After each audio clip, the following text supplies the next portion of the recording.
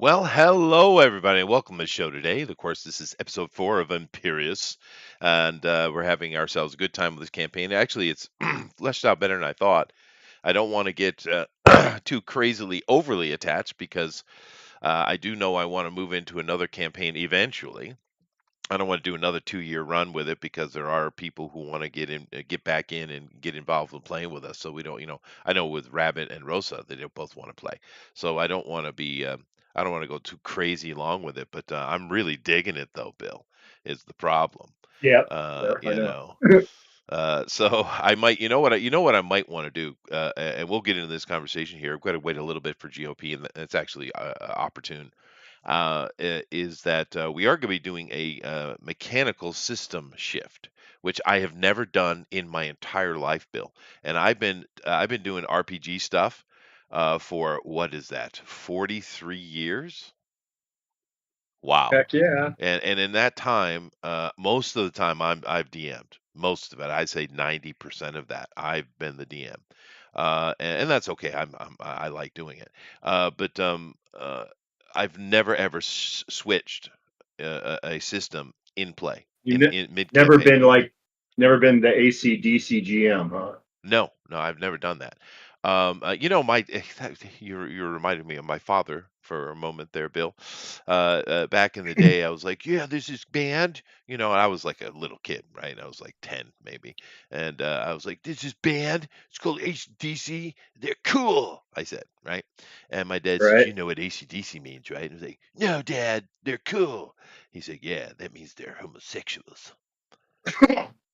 Right. It's funny I know. because no, he It is. believed it. He's a deacon, Christian man, and all rock and roll is evil, I suppose. I mean, his It favorite really album was is. Jim Neighbors, which is funny and ironic because that is an actual gay man. Anyway, And a Satanist. I met him actually. Wow. I met Jim Neighbors, nicest fella you ever met. Gay as a frickin' fruit ball, dude. Oh yeah. Yeah, And he but was sweet that fella. Who is yelling who Shazam the who whole is your time. favorite? Jim Neighbors is awesome. He's a funny guy. He's an actor. He's a pretty good singer, actually. He's just a guy from back in the black and white days there, Tower, and he just happened to be a gay dude. But the Ooh, point being is that it's very ironic, Bill, because now, of course, everybody should know that AC/DC is the best arena band ever made. One, two, AC/DC is the best band to listen to while driving in a car for damn sure.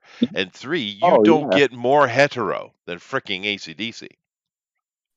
So Chester, if you want a good laugh, my granddad sold me his pickup truck, an old F-250. Yeah. Had a radio player, and he said this was the greatest thing.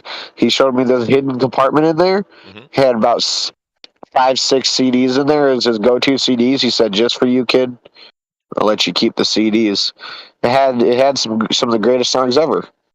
Yep. AC/DC, Sure. AC/DC, Yeah. AC/DC, Uh-huh. Patsy Cline, best hits. Uh, Um, oh man, I opened that up. It was just a whole CD album of every AC/DC song ever made.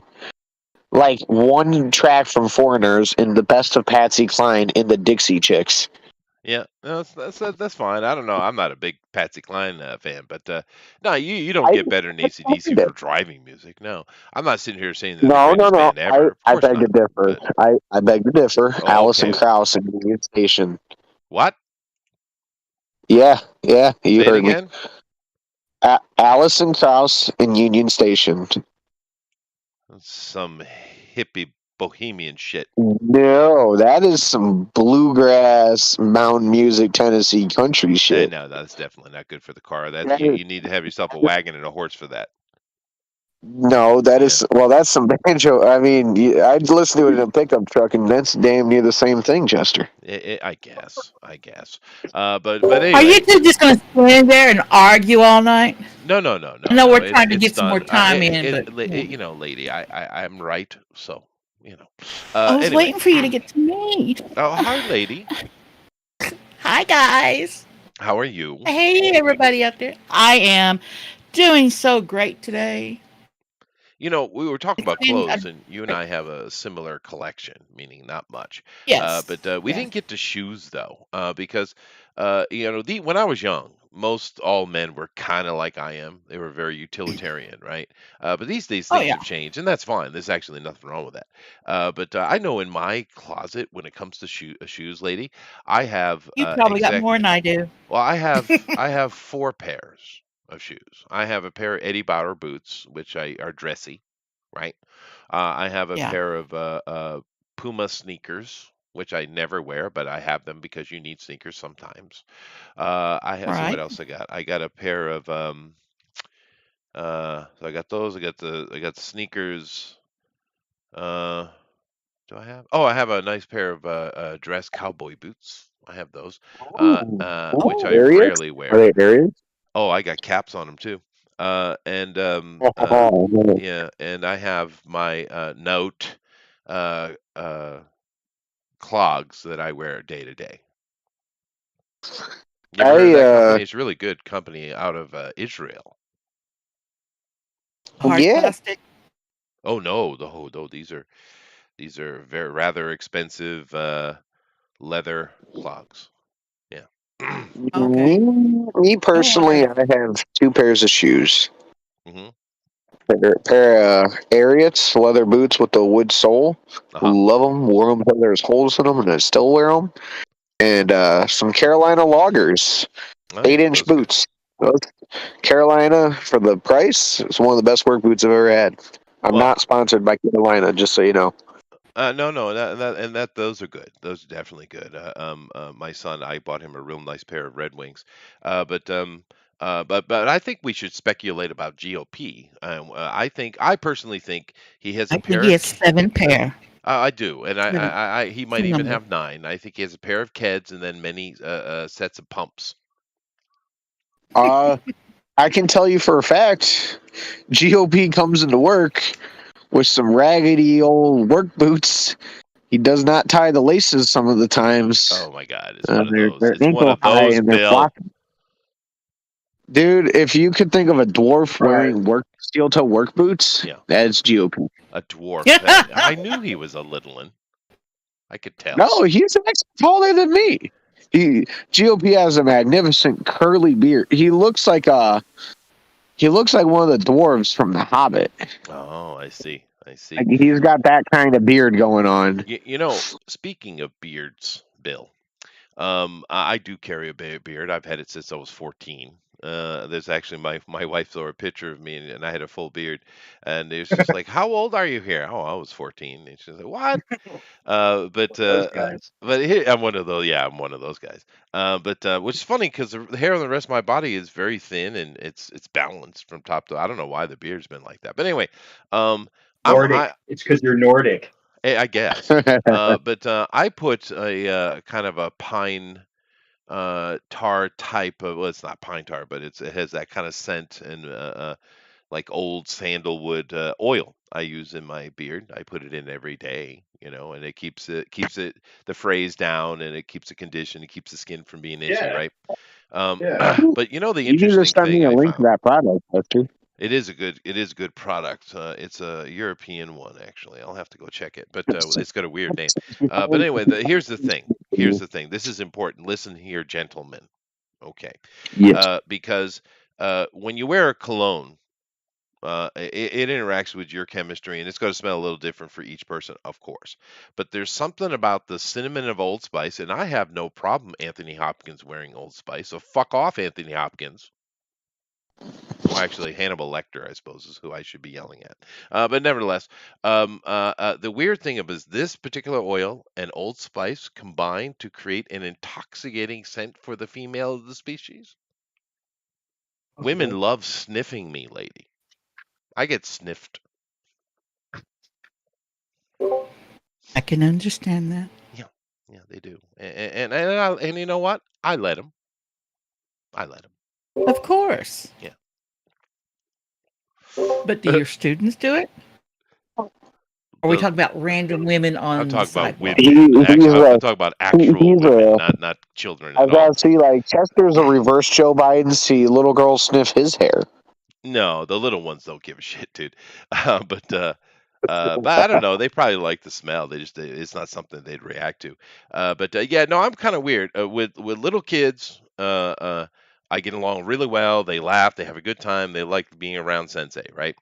And then the older ladies, the middle aged ones, they call them what? Milfs and the Cougars. They love me to death. Mhm.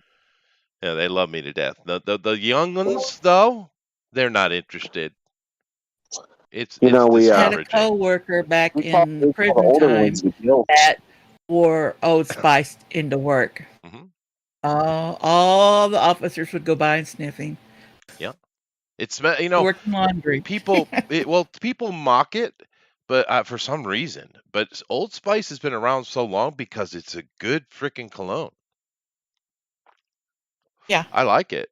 I use it, and I've used it for a long time. I tried some other stuff, like my wife bought me some Vulgari. Ooh, fancy. And it was all right, but I prefer the Old Spice. I use Irish Spring soap, which I have to import. Yeah, and that's because it doesn't leave my skin sticky. You know. Anyway, we are killing time here, but I think we should kill time more productively. So Thank let's you. let's switch because I could feel Here, Bill's I just bones trimmed creaking. mine. But so let's go into the system change. So um, I played, and Bill did it as well. Played him way back in the day. He and I were probably playing at a very similar time because it got hot around the same time, I think. Yeah, And it was like early '90s. It was yeah, pretty yeah, yeah. big. That's right. Yeah. And it was cool. It Big was rich fine man. enough. And I was playing. I wasn't DMing it. There was someone who knew his system, and we were playing Rifts actually. What were you playing? Riffs. Yeah, yeah, yeah. Okay. And Rifts Yeah. If is, you played Riff, dude, you could be a Robotech or a Ninja Turtle or a fucking that's right. cyborg or a Yeah. mutant Very or like flexible. Yeah. superhero. I was like, oh, that sounds awesome. I did a Robotech. I did a giant. No, I did a giant mech. It was my first character play. It's pretty sweet. I think I played That's a a dog. a badger with an attitude. Yeah. But anyway, back in the day, I never ran it though, and I'm just not digging this system. I don't like it. There's certain things about it I do like. I like the skill system. I have no problem with it. I think it's interesting. But Yeah, the problem is that I think with this game is balancing, because our guys made characters here, and I can deal with it because there's plenty of times where secret I don't roll the dice at all. I just kind of take what happens and say what happens, right? It make it interesting, and still it comes to a very serious situation, and then you actually roll the dice, and you kind of because you want let fate to be involved in that. But this system, it's not balanced well because these guys made legitimate characters. There was nothing illegitimate about them. I didn't give them any bonuses. They just rolled it up and made their characters exactly as they wanted by the rules. But for me to put any challenge against them, a real challenge, I have to put an absolute freaking demigod in front of them, right? Which is fine, but it's rather unbalanced, I think, and you have to take a different approach, which I have been doing, and it's just fine. But there's other things. The combat system is noisy, in my opinion. I just think it's ham-fisted. But nevertheless, I'm just not digging it. I told everybody I wasn't digging it. And what is your feel on it, Bill and Tower and Lady? I'll start with Bill. What do you feel about this system?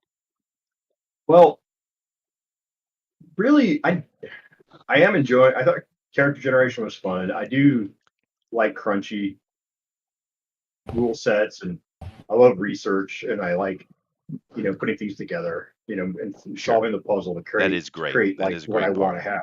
Yeah, Yeah, I you mean can that's sit for days and make characters. It's good fun. Yeah, that's me in a nutshell. I mean, I'll do like I like writing procedures, and figure out all the steps to get something done right.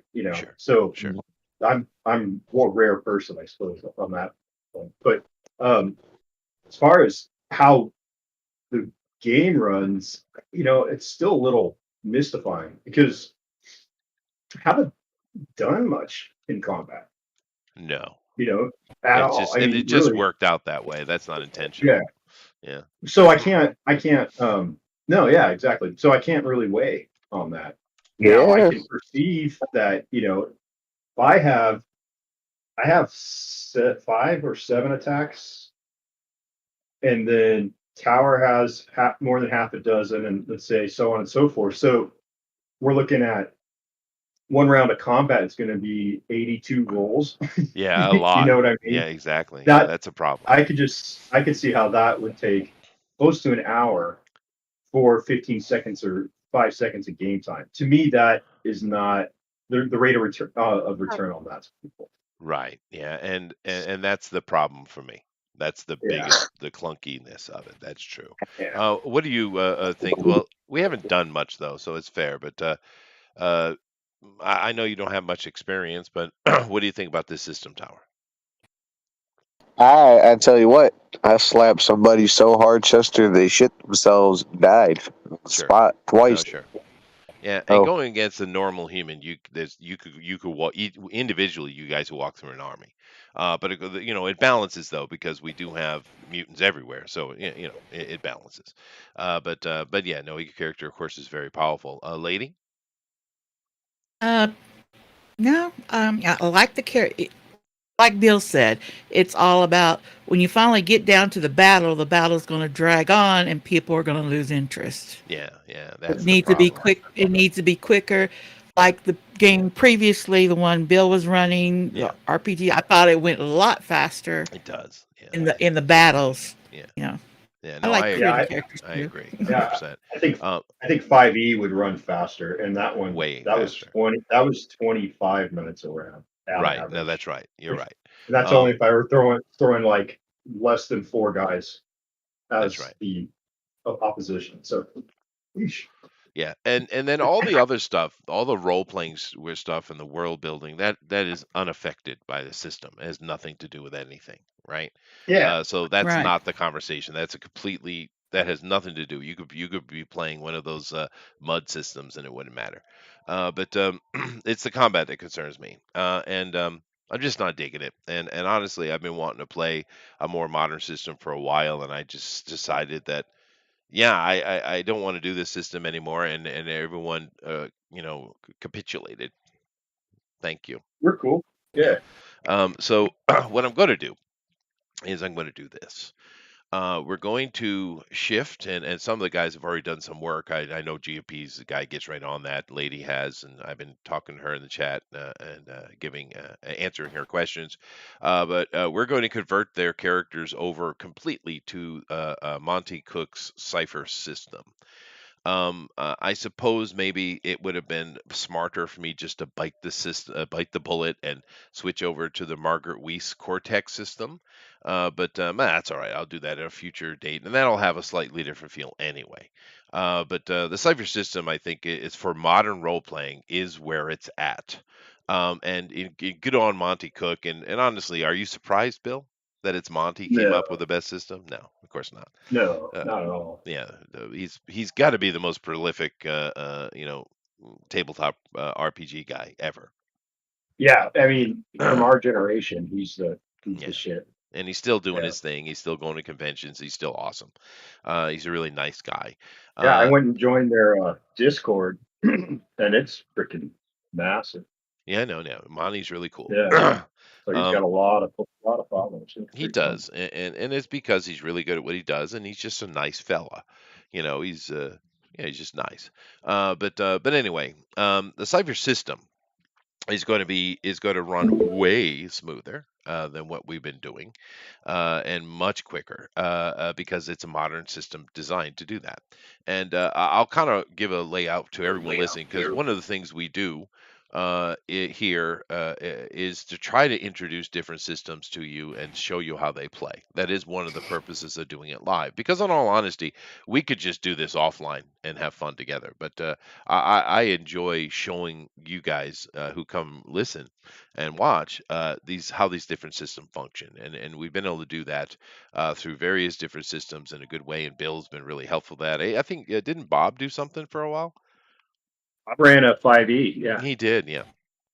So it's yeah. cool. But this is how the cipher system works. It's pretty interesting. First of all, it's a D20 system almost exclusively. There's rare occasions you have to have a 10-sider or a 6-sider. And that's just simply rolling a random length, a duration. 6-siders are used for duration, basically. But the 20-sider does everything in the game. Okay, well, we've seen that done before. All right.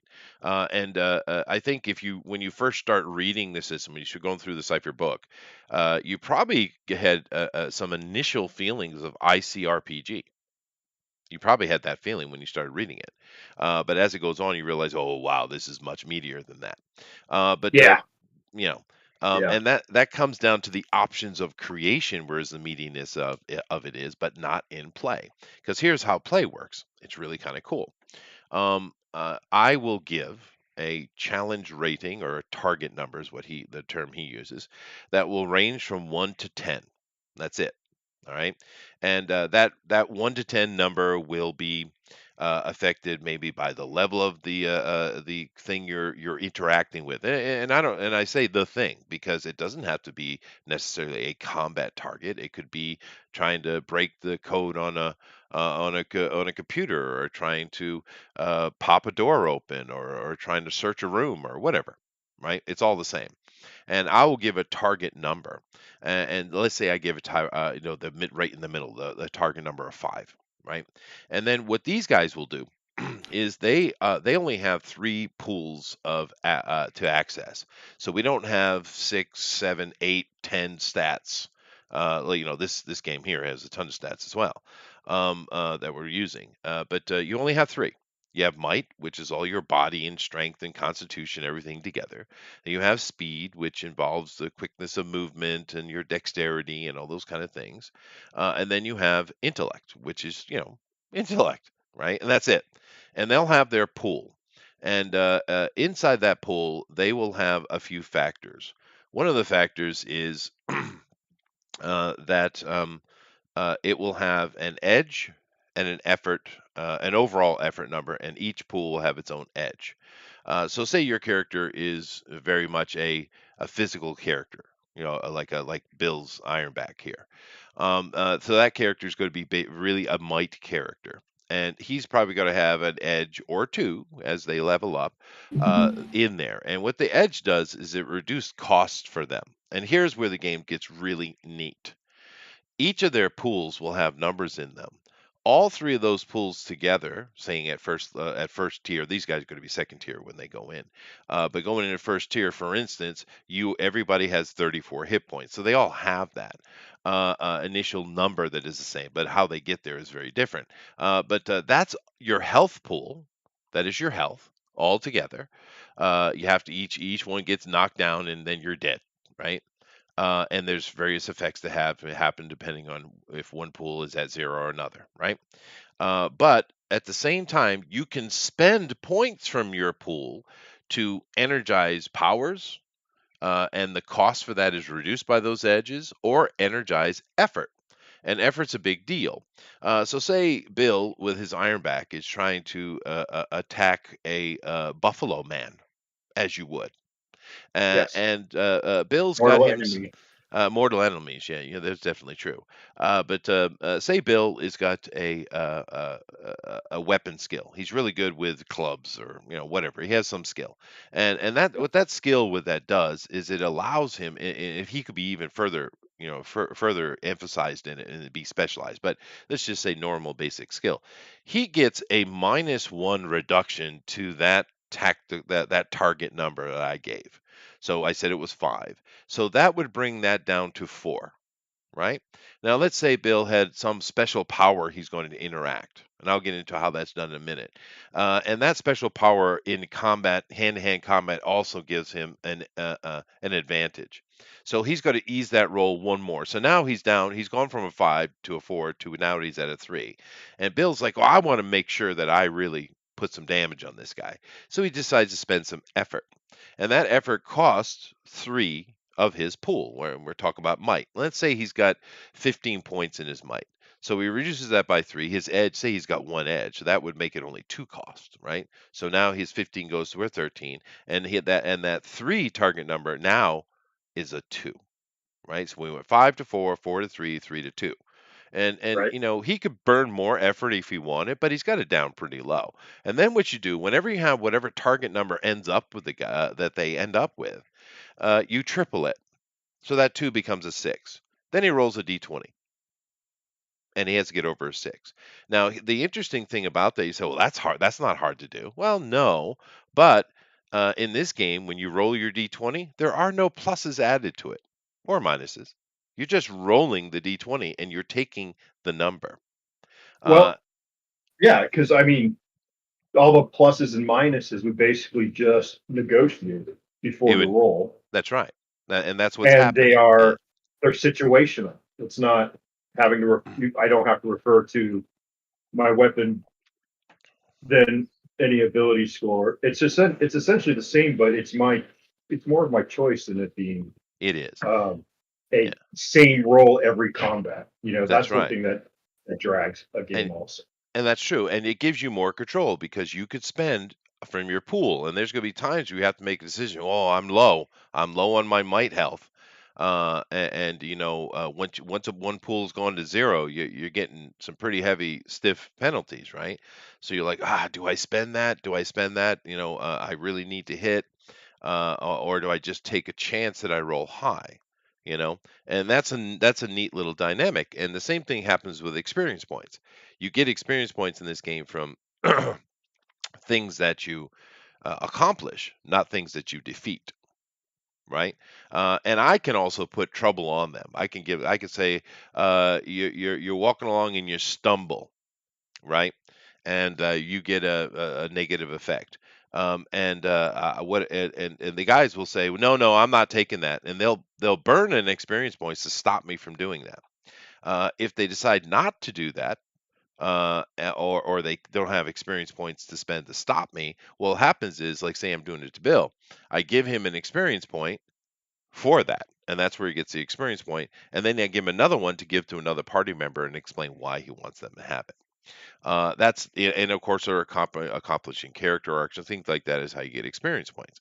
And the experience points are sounds like they'd be crazy minimal, but they're not really because, like I said, you have to make decisions on, do you want to spend this on leveling up or do you want to spend it in play? Because you can do a bunch of things with an experience points. It's kind of like a victory point or a gameplay token or whatever. It's one of those. It works like that. So once again, you have another thing built into the system that lets you make decisions on what position you want to put yourself into. And I like that. It gives agency to the players. And here's the the last little thing before I go into the actual character creation aspect of it. That I think is really really neat. I never roll a die. I Right? Yeah, I'm not involved. They roll. They're rolling to hit, or to accomplish a skill or a task, and they're rolling for a defense roll. They do all the rolls. Now, of course, what that does, and normally in this situation, when especially here, we're not at a table, we can't see the dice fly, right? Normally, I really don't care what they roll on the dice. It doesn't matter, and therefore their honesty of roll isn't important because I can mitigate it, right? And I do because my job is to make the game flow. So that's why I said I don't necessarily always roll the dice. Unless it's important. I always do it then because fate makes it more fun. But I don't have to. I can say, oh, I could take the hit. I can dodge it if I want to make it more exciting. I'm always mitigating because in the end, I'm not out to get the players. I'm not that kind of DM. I'm here to make their experience fun, right? So it doesn't matter whether their role they give me is real or not. It doesn't actually matter because I can mitigate it. In this system, I can't though. Well, I can, but that just makes it really deadly for me to my mitigation, right? Therefore, in this situation, because they're making all the die rolls, which I think is cool, and I think it's going to make the game go quicker, right? But I have an alarm warning going off. I might die. Nice. But anyway, therefore, it requires the players to be brutally honest, or they're going to screw up gameplay. So that's a little bit of a negative here on the internet. But these guys, I know, if I put it in play and say, hey, make sure you're honest with your roles, they'll do that.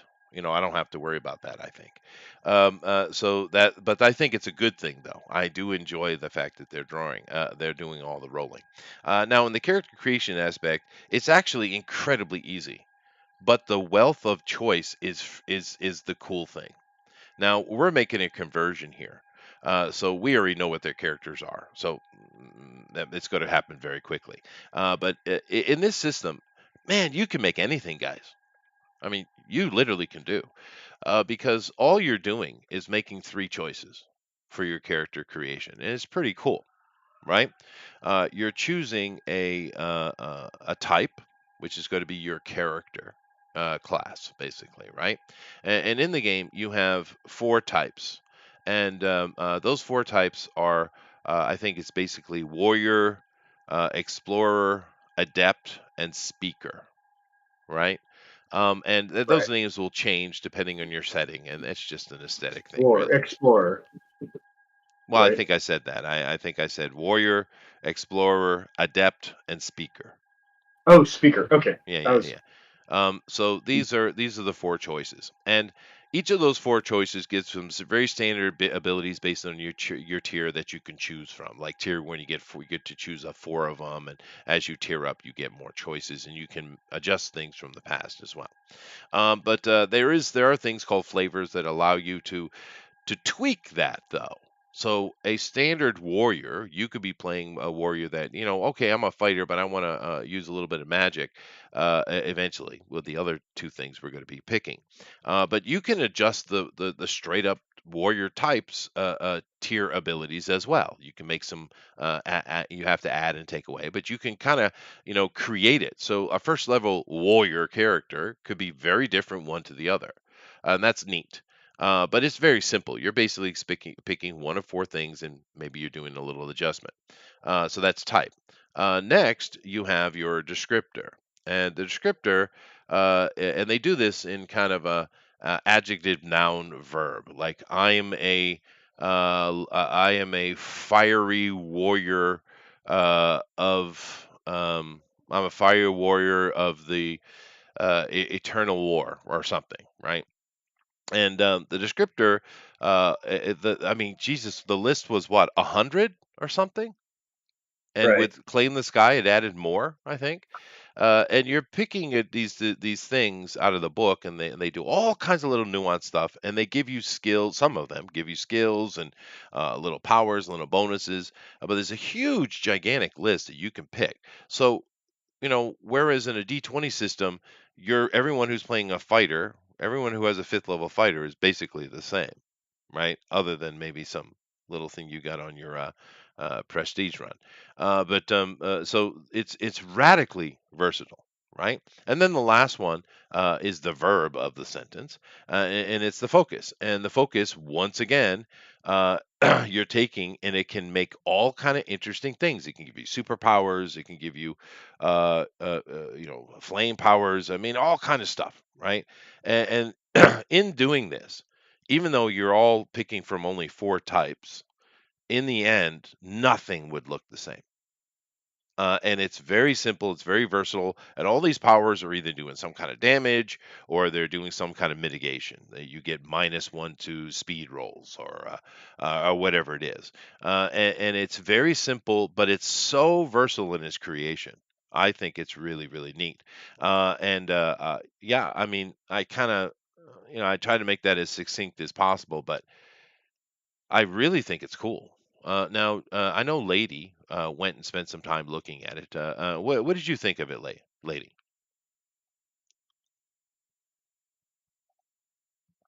You're muted, dear. Oh, I'm so sorry. I don't want to have feedback. Yeah, I went with going through everything, reading through the different focuses and descriptors. Uh, they each give you something else. The only one I saw that give a +4 for your intellect was like strong-willed. Sure. Hmm. So my descriptor is strong will, Makes and sense for your focus character. was command of mental powers. Yeah, yeah, that's Yeah, perfect. Yeah, yeah, he's and added. yeah, and of course, lady and everybody, we already have characters done. We're just transferring them. So, but I think it'll be neat because the next game I play, the next campaign setting I run, I'm going to use this system again. So this is going to give us a nice tight look at the system and give us an understanding. And well, if maybe we might hate it, I don't think so, but I think it works. So it's much easier to convert because you already know what you got. So yeah, strong-willed. You know you're a mental character. You're going to have that, right? And Yeah. now you had made a comment to me, lady, on the Discord chat, and was saying that well, they're not directly transferring power level wise, and it's a good point. But of course, each system has its own balance, right? So your character, when you transfer them over, they're not going to look necessarily as powerful because this Heroes Unlimited is radically, I think, unbalanced. To be honest with you, whereas All this right. system is much more balanced. But what it does is because you only need this book, and he's sitting here creating his character here on the sheet. There is Bill, and I'm showing you guys. Yeah. Here's the thing. The way that this is augmented, because you just take the cipher book, you make your character, or in this case, transfer your character over by picking the things that make sense to you. And GOP is sitting there saying he's playing a speaker with some charm flavor added into it. Makes sense. His focus is licensed to carry, and that gives him abilities that make sense for his character, I'm sure. What the Claim the Sky does, what the Paragon Power aspect does, is it doesn't change that book. It adds a few more options to your scripters and your focus and Yes. stuff, Yes. but it doesn't change it. You just still making the same character. What the Claim the Sky Right. book is doing is it's introducing the concept of power shifts. And power shifts are basically, remember how I mentioned you could spend from your pool to use 3 points to use effort to lower the target number, and then when we get our final target number, we triple it, and then you make a d20 roll. What power shifts do is you get 5 of them, and the power shifts, you make choices where you're going to put them, and they give you free automatic efforts towards stuff. So you say with, I don't know what Bill's going to do, but he'd probably put it towards strength, maybe. Now, maybe Bill decides to take a power shift or two to put towards striking to make himself a better puncher, and then maybe he dumps 3 into strength, so his damage on the back end is just, gnarly, right? Because that's a lot of damage. Because in this game, you don't roll dice for damage; they're set numbers, right? We have 2 for light weapons. This is very similar to RCRPG, right? You get 2 for light weapons, 4 for medium weapons, 6 for big weapons, heavy weapons. And then you add whatever. With Bill, I can't remember offhand, but each point of effort you put into damage is what? +3? Oh, I gotta look that up. Something like that, So, because you can okay. use effort to lower the target number to be successful in your attack, or you could put it toward damage too.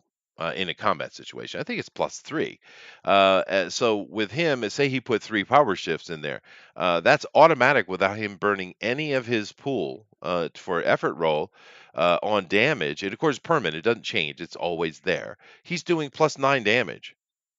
So say and his punches would probably, there's some ability that he's going to take to probably move his punch from a 2 to a 4, or even up to a 6.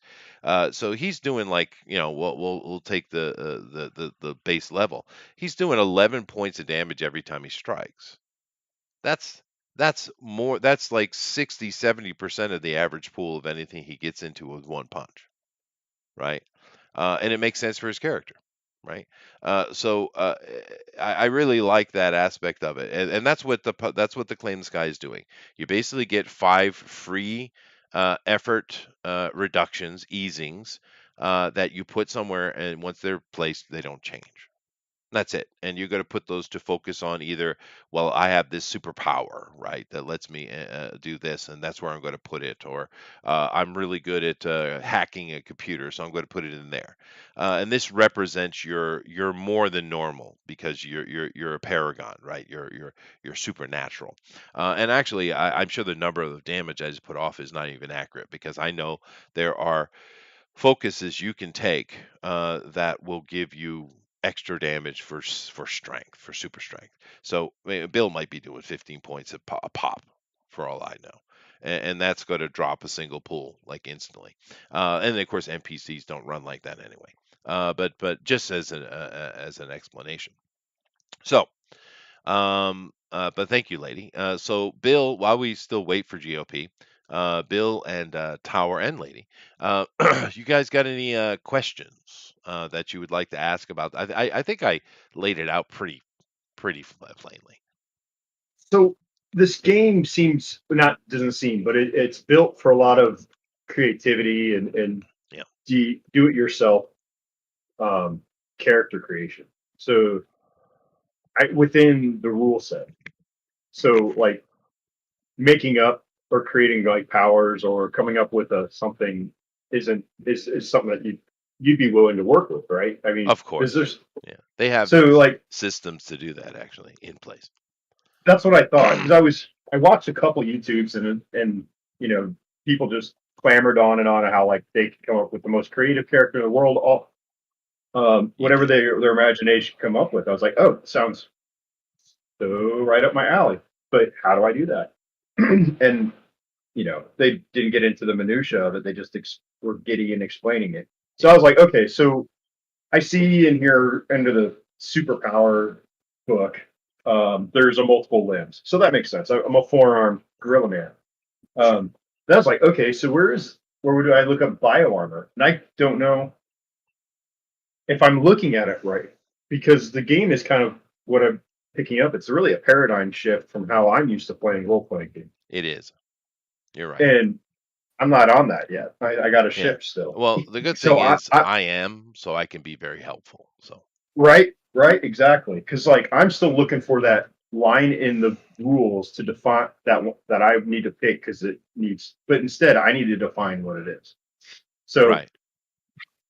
I guess I should start from the beginning. It's like okay, so if I take a warrior, I start with those stats.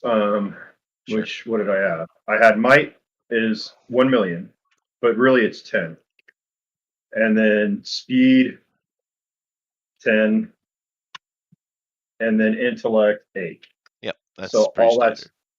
that's all the way it is. So I'm not even going to worry about the pools or anything yet. Yeah, don't. And you get 6 points to spread among the three, As you like. as Okay. you like. Okay. Um, well, and that sounds good. Okay, 6 points. So then my D&D mind's like, okay, so if I have 10, what's an average person? Are they 10? Is it Well, 10? an average NPC would be probably more like 8 across the board. Yeah. Okay. Because we're just beginning the process. By the time you're done with this process, you particularly are going to have a might probably around 17 to 22, somewhere in there in that Okay. range, I would assume, Okay. depending. But keep in mind this game has the the conceit that your character is already well established, capable person. You're not the newbie first level D&D guy. That's not how the system works. If you're Okay. playing a PC character, you are an established guy. And if you do decide to play a newbie, because you can do whatever you want, right? Then you're just radically talented, and you're just better than everybody. So it does have that conceit built into it. So the average Okay. human are fragile, but they Right. are in every Right. that's not weird. So No, that's pretty normal. I mean, normal people are going to be crunchy. You wouldn't be out there and being an adventurer unless you kind of, that's right. you know. Yeah. Um, So yeah. okay, so I'm just looking at just the basic facts. So I'm just now that's the other thing. It's like the character generation in um Catch the Sky had a little different starting point. Yeah, well, Claim the So Sky. Really, what I want you guys to think of that book as, all it's doing is it adds a few more descriptors for you. It adds a few more focus for you. It might even have an extra flavor adjuster. I didn't remember. I don't think it does. yeah, it's a It is power adding. shift. Well, no, that's a completely separate issue. But Oh, it does add you a couple of more descriptors and a few more focus, and that's okay, fine. And you can use them or not use them. To be honest with you, you can make your character straight out of the main book, actually, because all that book is doing, besides those, just adding a few options to the And that's the crunchy part of the system is the choice, not the system itself. Because Right. what Okay. descriptor do you choose? What focus do you choose? There are literally like 100 choices for each. So and that's where the crunchy part is. You have to go through and you have to look at those and you have to read them. And it's like going through a spell list if you ever play a wizard, right? You ever Right. play wizard, Bill? Uh-huh.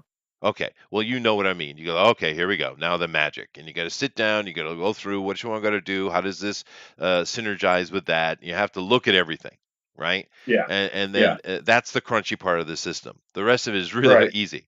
If you go Okay. through all the descriptors and like, okay, okay, this is the one I want, and they go through all the focus. Oh, okay, this is the one I want. That just takes a lot of. That's the reading part. You have to go through and look each one and make a decision. Once you've chosen it, you're good. You're done. Along we go, right?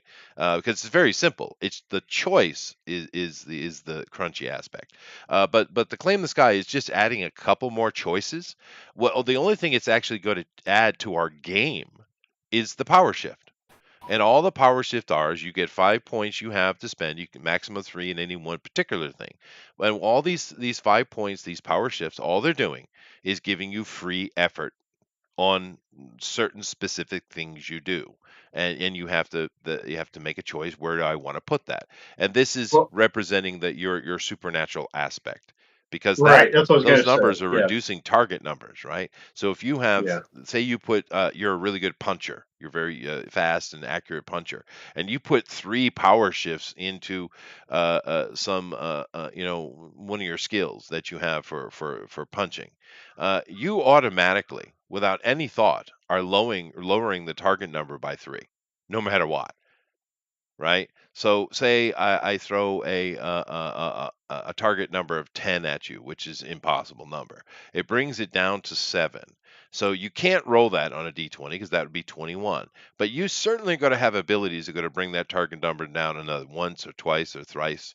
And you can burn as much up to 9 effort, I think. So it lets you approach the impossible, right? Whereas maybe you drop it in damage, maybe you drop it in shifts for something innocuous, like maybe Tower will apply those things to his piloting skill. He's already got to go. He's got to focus on piloting anyway, so he's got to have bumps to that already, right?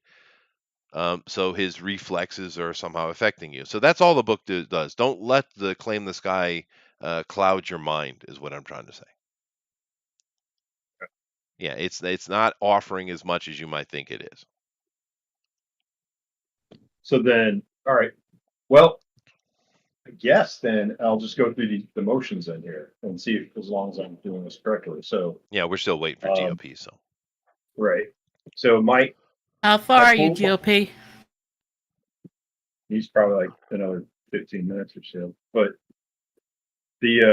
so the pool is going to be the same as your number, right?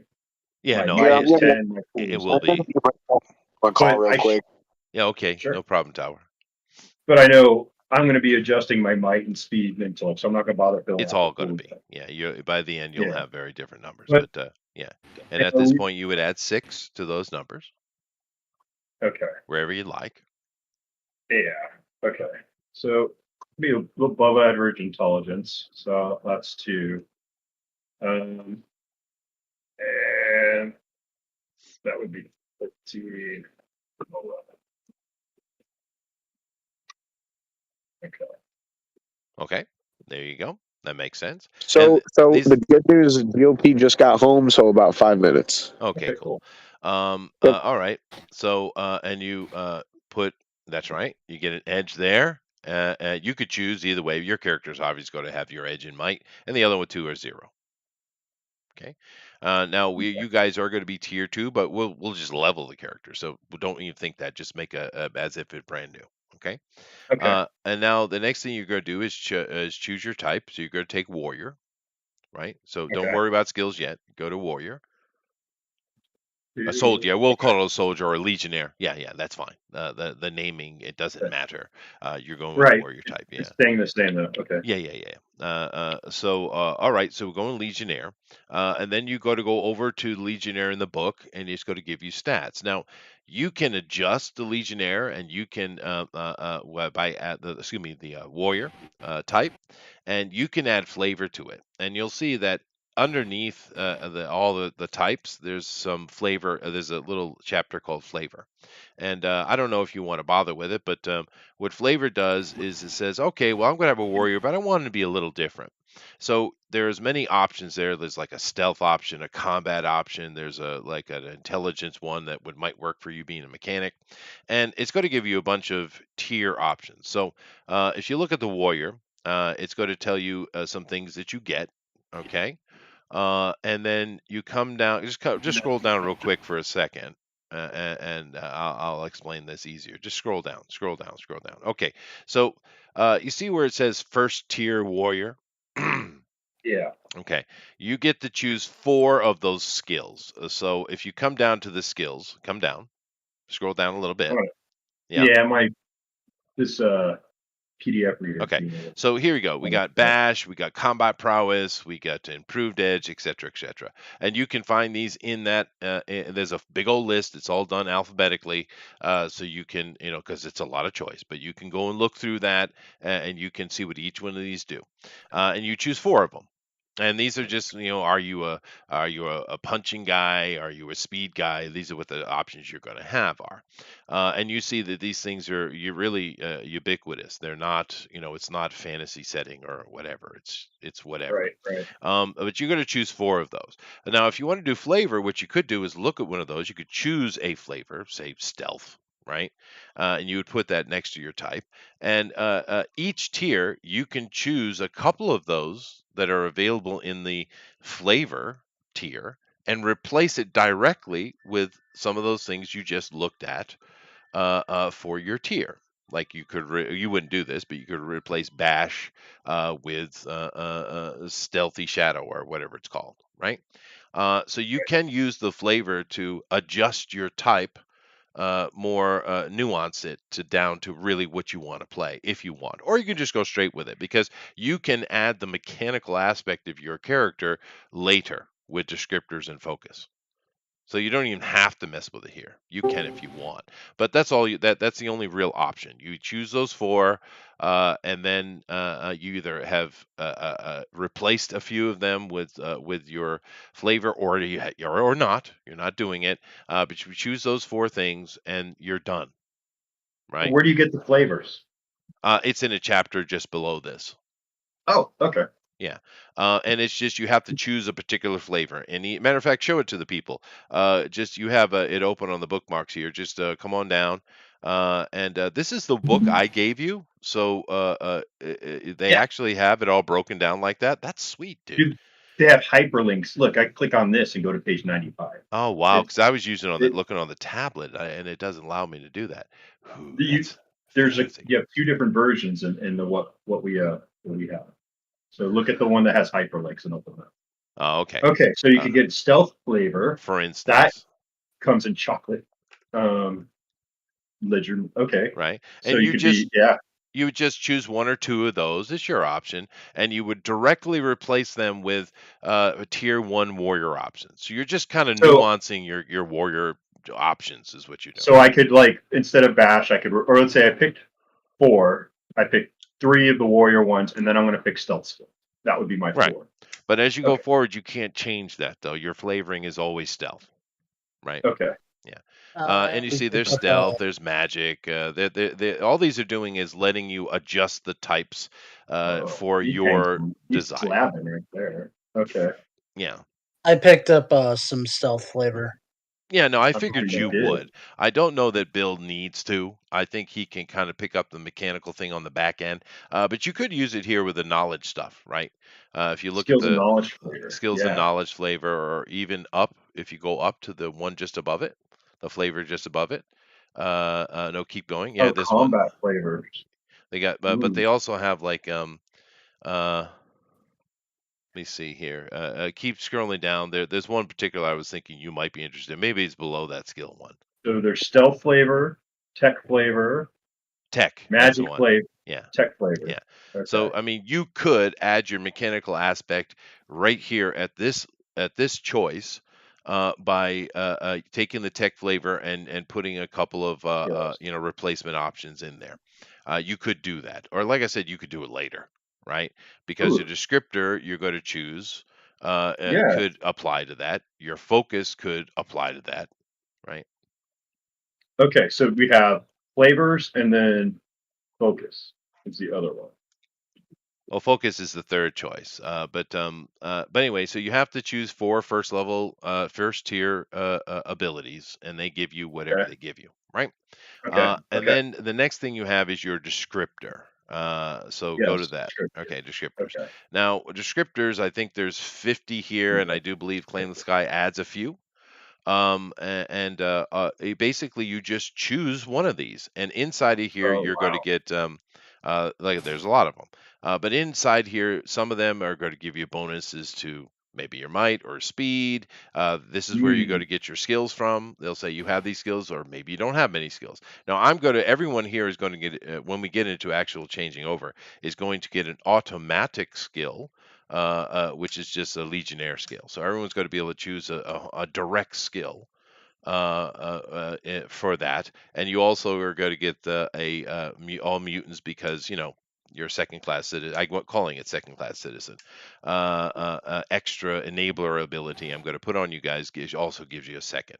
So you guys got to be able to pick two skills in and of yourself from the well, it's not a list, but very direct skills. Because some of these skills you look at when you get into them, they're very nebulous, simply interactive skills, right? And I love that. Intentionally so. I Yeah, love that's that. fun. Yeah. But the Yeah. ones you And choose, the specific ones I'm going to give you choose are going to be more direct, like computer programming or demolitions or something like that. But it's going to give you a bunch of little things here that are set in the descriptor, and you have to look it over and say, okay, that's the one that makes sense for my character, and that's the one I want. So you got to take all the bonuses it gives you, right? so one descriptor though. Yep, Okay. just one. Yeah. Okay. And then once you've made that decision, you have to choose a focus. And the focus is going to give you a bunch. So drop down to the focus stuff real quick so they can see it. Yeah, let's see It that. it's actually down. Yeah, there. Oh, there you go. Yeah, there you go. So here we have a list of 100, and Claim the Sky, like I said, adds a few. And Oh, you just choose one of these, and these are going to they're going to finish out your character. They're going to give you superpowers or magical powers or whatever. They're going to add stuff to your character, right?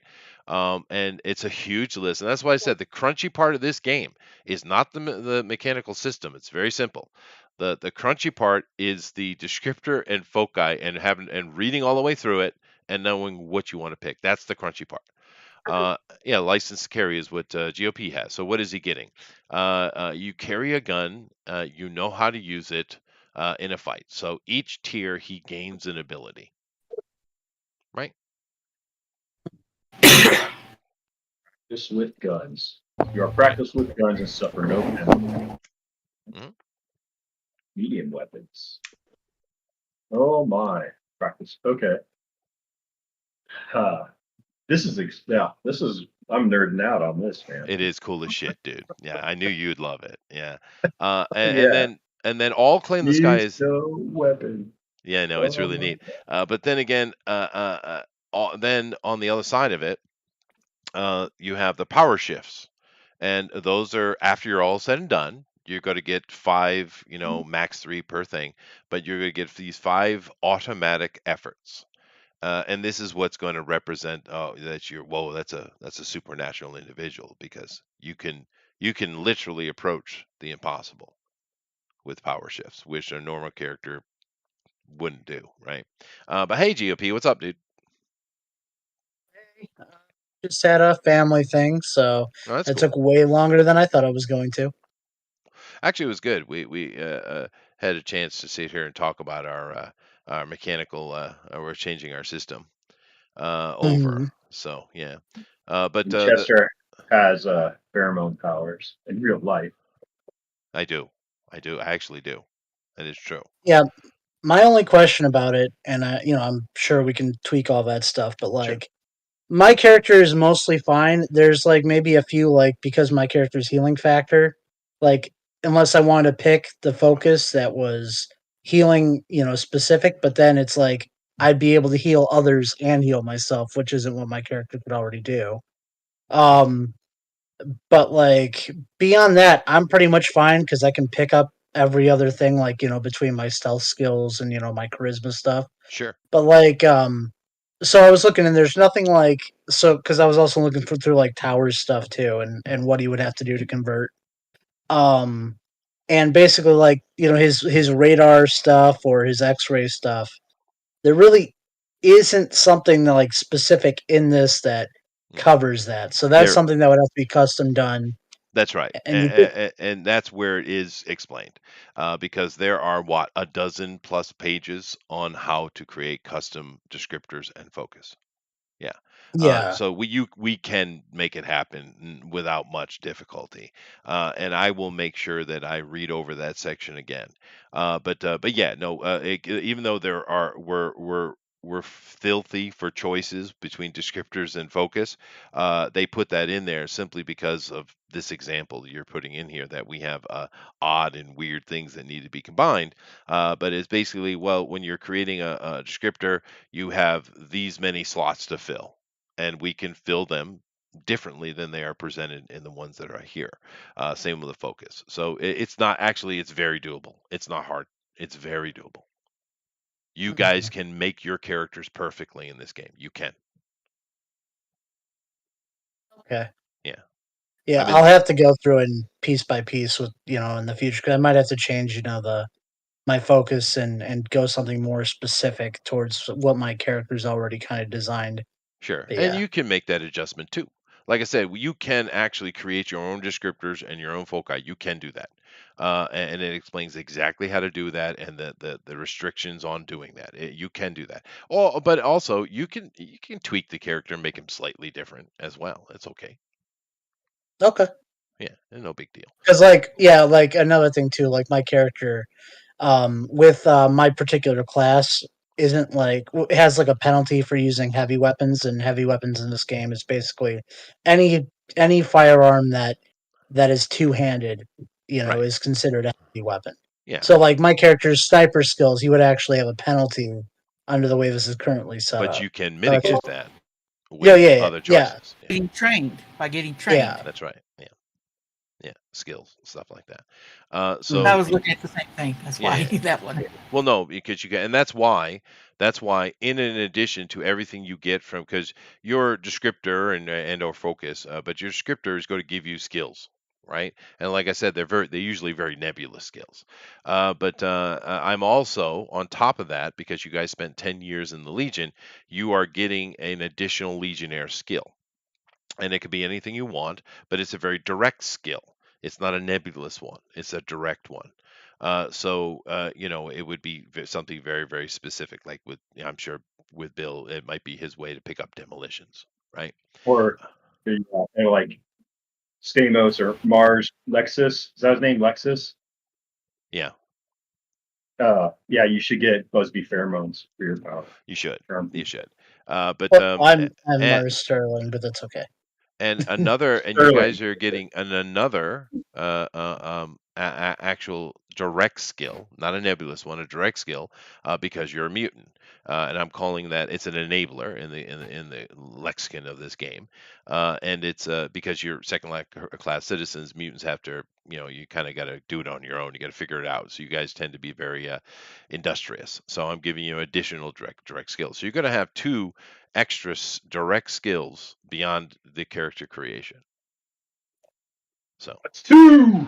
that's two, and it makes sense for experienced legionnaires to be skilled in something specific, trained in something specific, communications or what have you. So keep that in mind when you're doing the conversion. You do have two direct skills that you're going to be able to add on top. Okay. You have any other questions, GOP? Off the top of my head, no. Yeah, but I wouldn't get too crazy pedantic about it. I mean, we are converting, and like I said, I've never done this. I've been running games for over 40 years, dude, and I've never ever done this ever. It's first time for me to do it, so there's going to be a little bit of miasma, I'm sure, and that's okay. I Mhm. wouldn't worry about it too much because I do like this campaign setting, and in all honesty, I think we're going to love this. And I do the next campaign. Unless it just goes sideways on us, I'm probably going to run this in the next campaign too. So this is going to be a good primer Yeah. for us, I think. Because it's gonna have a lot of feels from the ICRPG. It's going to have similarity to that. It's just much crunchier version. And almost wondering the ICRPG guy, Bill. His name's Hank, right? Apparently. Yeah, yeah, Hank. Nice guy, love him. I'm so happy for his success. He's one of those people that you're happy that he's doing well. I like him. But I kind of think he might have just lifted this from Monty. Well, some of it, I mean, he credits a lot of people. Yeah. The guy makes, I don't know, a game every 2 years now. So he's got the Viking Death Squad came out last year, and then he's doing another game called Easy D6, and that he's launching with Yeah. No, good on him. DM Scotty.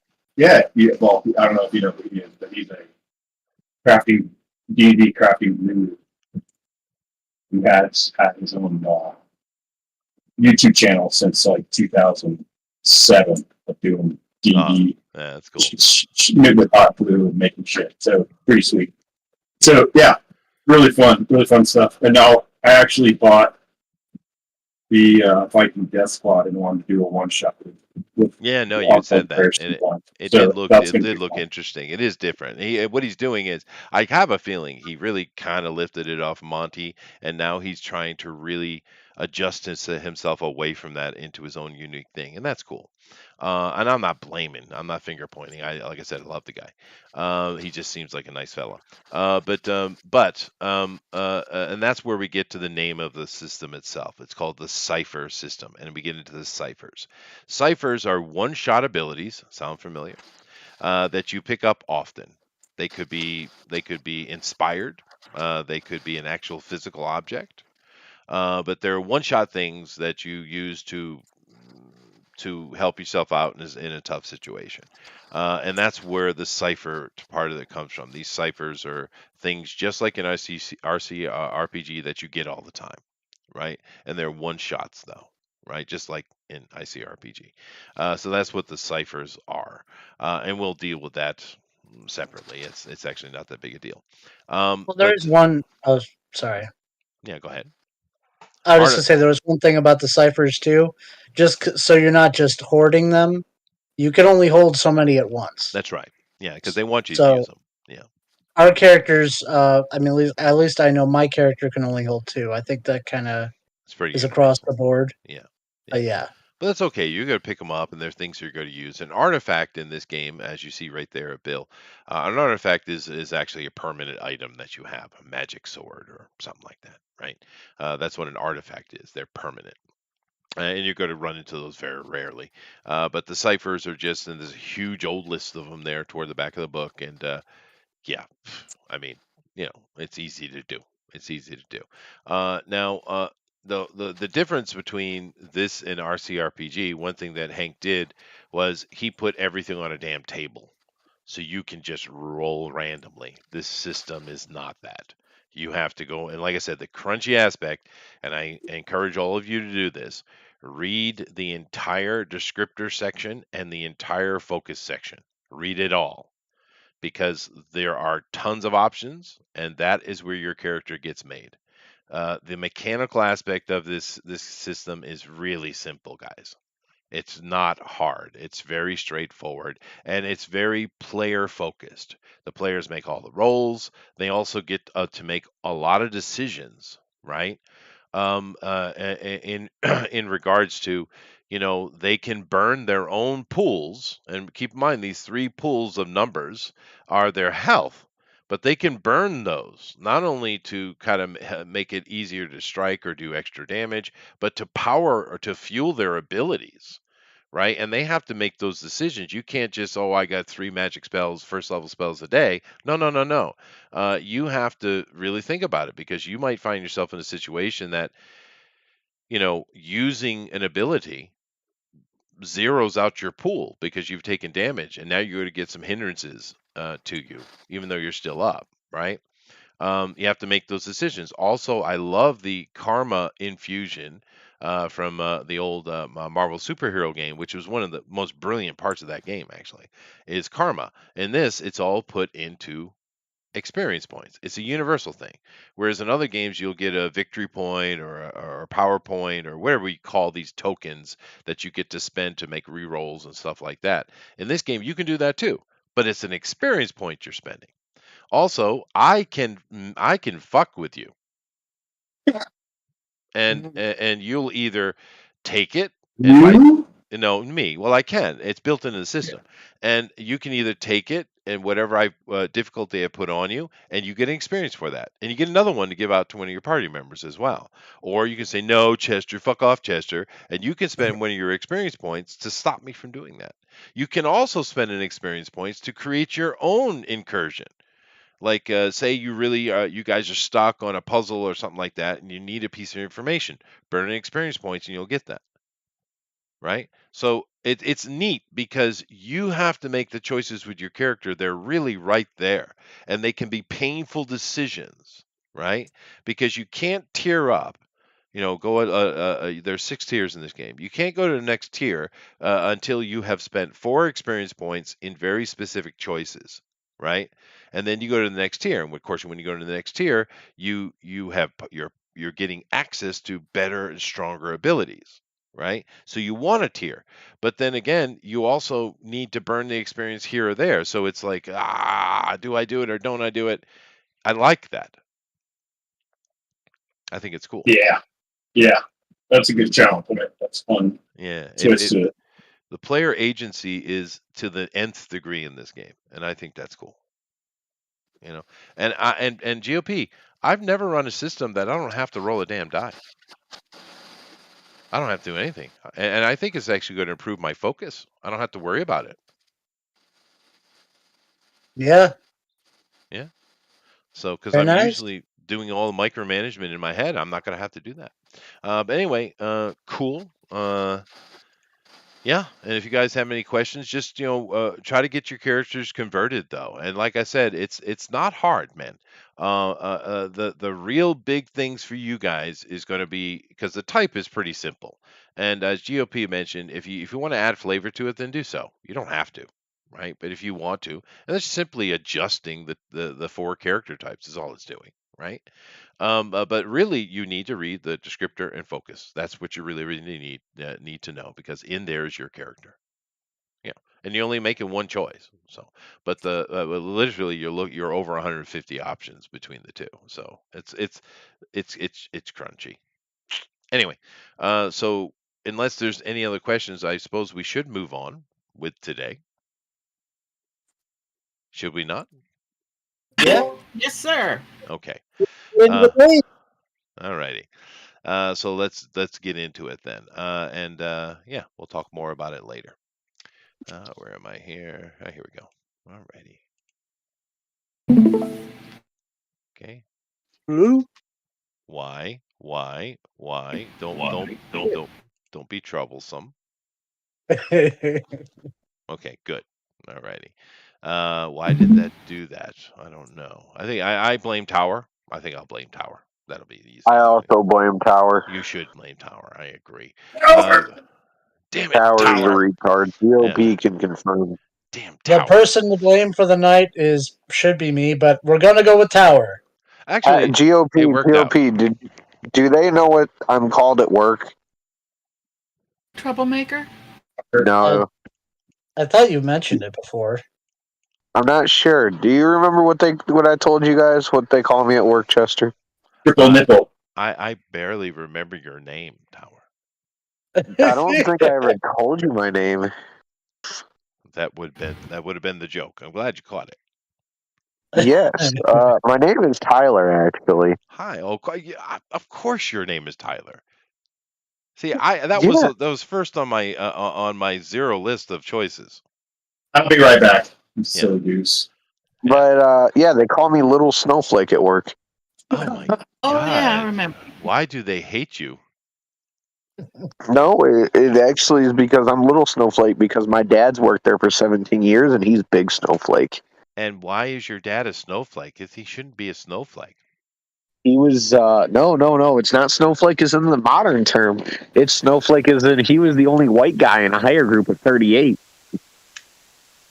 Literally the white guy on third shift, so they called him Snowflake. Oh, it's racism. The origin. Yeah, It I is. didn't know It that's straight why up it's is. called that. It straight up is. All They're called right. Snowflake Are because you? I'm white Are there skinned. only two snowflakes there then? Yeah, Are there there's more Snowflake. snowflakes? See, when someone wants to fuck with me though, they'll just be like, "What's up, snowballs?" Oh, that's nice. Oh, And so, No, or but GOP is a snowflake as well in that reference. no, GOP is a dwarf. Oh, okay. Well, okay. Well, Uh, he's the tallest dwarf you'll ever know, but he's got that fatigue. I mean, I would say a Viking. I'm not short. I mean, That yeah, doesn't but really work. your body type reminds me of like a garden gnome, but a lot bigger, or a dwarf. okay, It's just because I have the beard. Okay. we're going to move along though. Are you ready? Yes.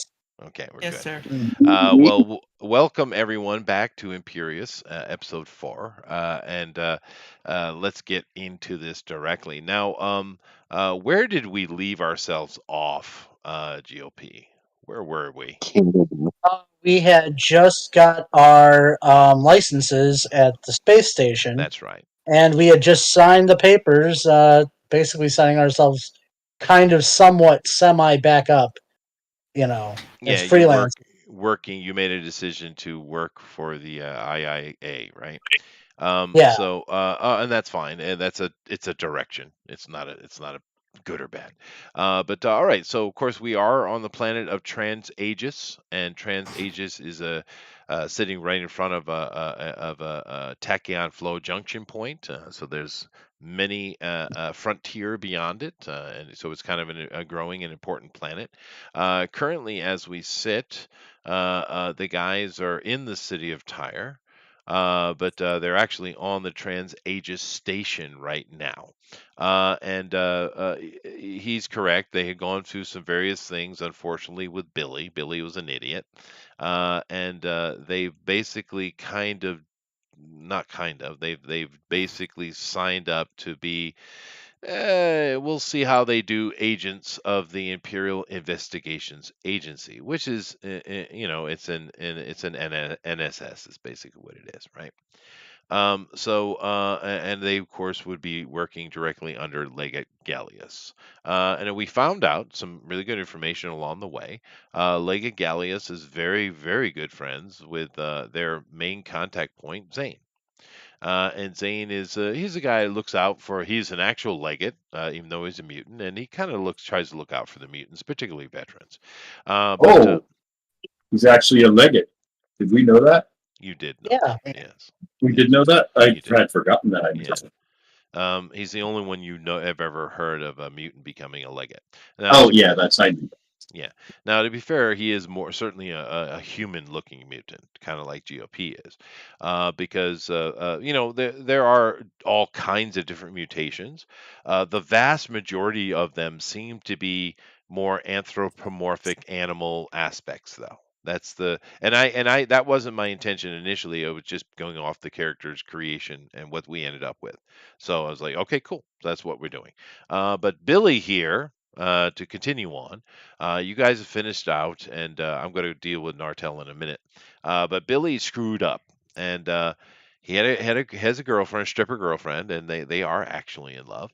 Her brother is an idiot that works at the DMV, basically, and the IIA had basically put up a sting operation by having an extra box of license plates be sent, and her brother bit.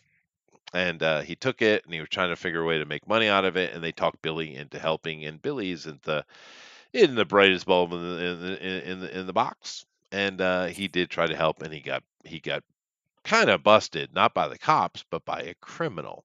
And that criminal, of course, is Birkeland. And Birkeland was basically trying to blackmail him, but he was going to blackmail him into non-existence, right? So you guys are going to have to eventually go back and finish that because what all he wanted from you, because Leggett had told you very simply, do what he wants you to do because they want to track this guy. And what he wanted was pretty simple. He wants a pass to Trans Aegis Station, and you've been given one for him. So you do have to wrap that up, that aspect of it up, and I'll let you guys do that as you do that. But let's deal with Nartel first, and then we'll continue on. So you guys come out of the room.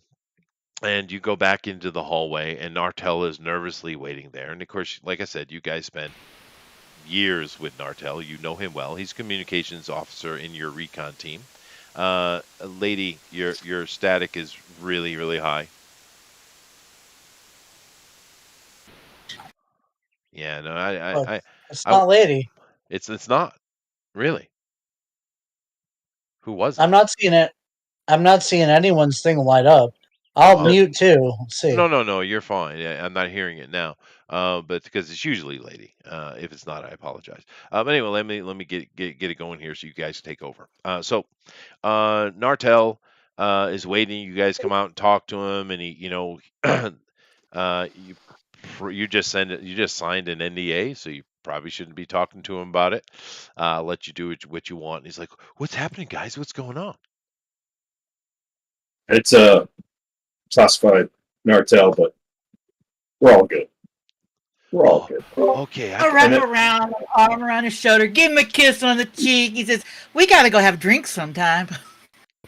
He's like, "Oh yeah, that would be great. I know a place you want to go." You off duty? Uh, yeah, I guess he is. Yeah. Good look at the guys. Kind of have a job we have to All right. finish.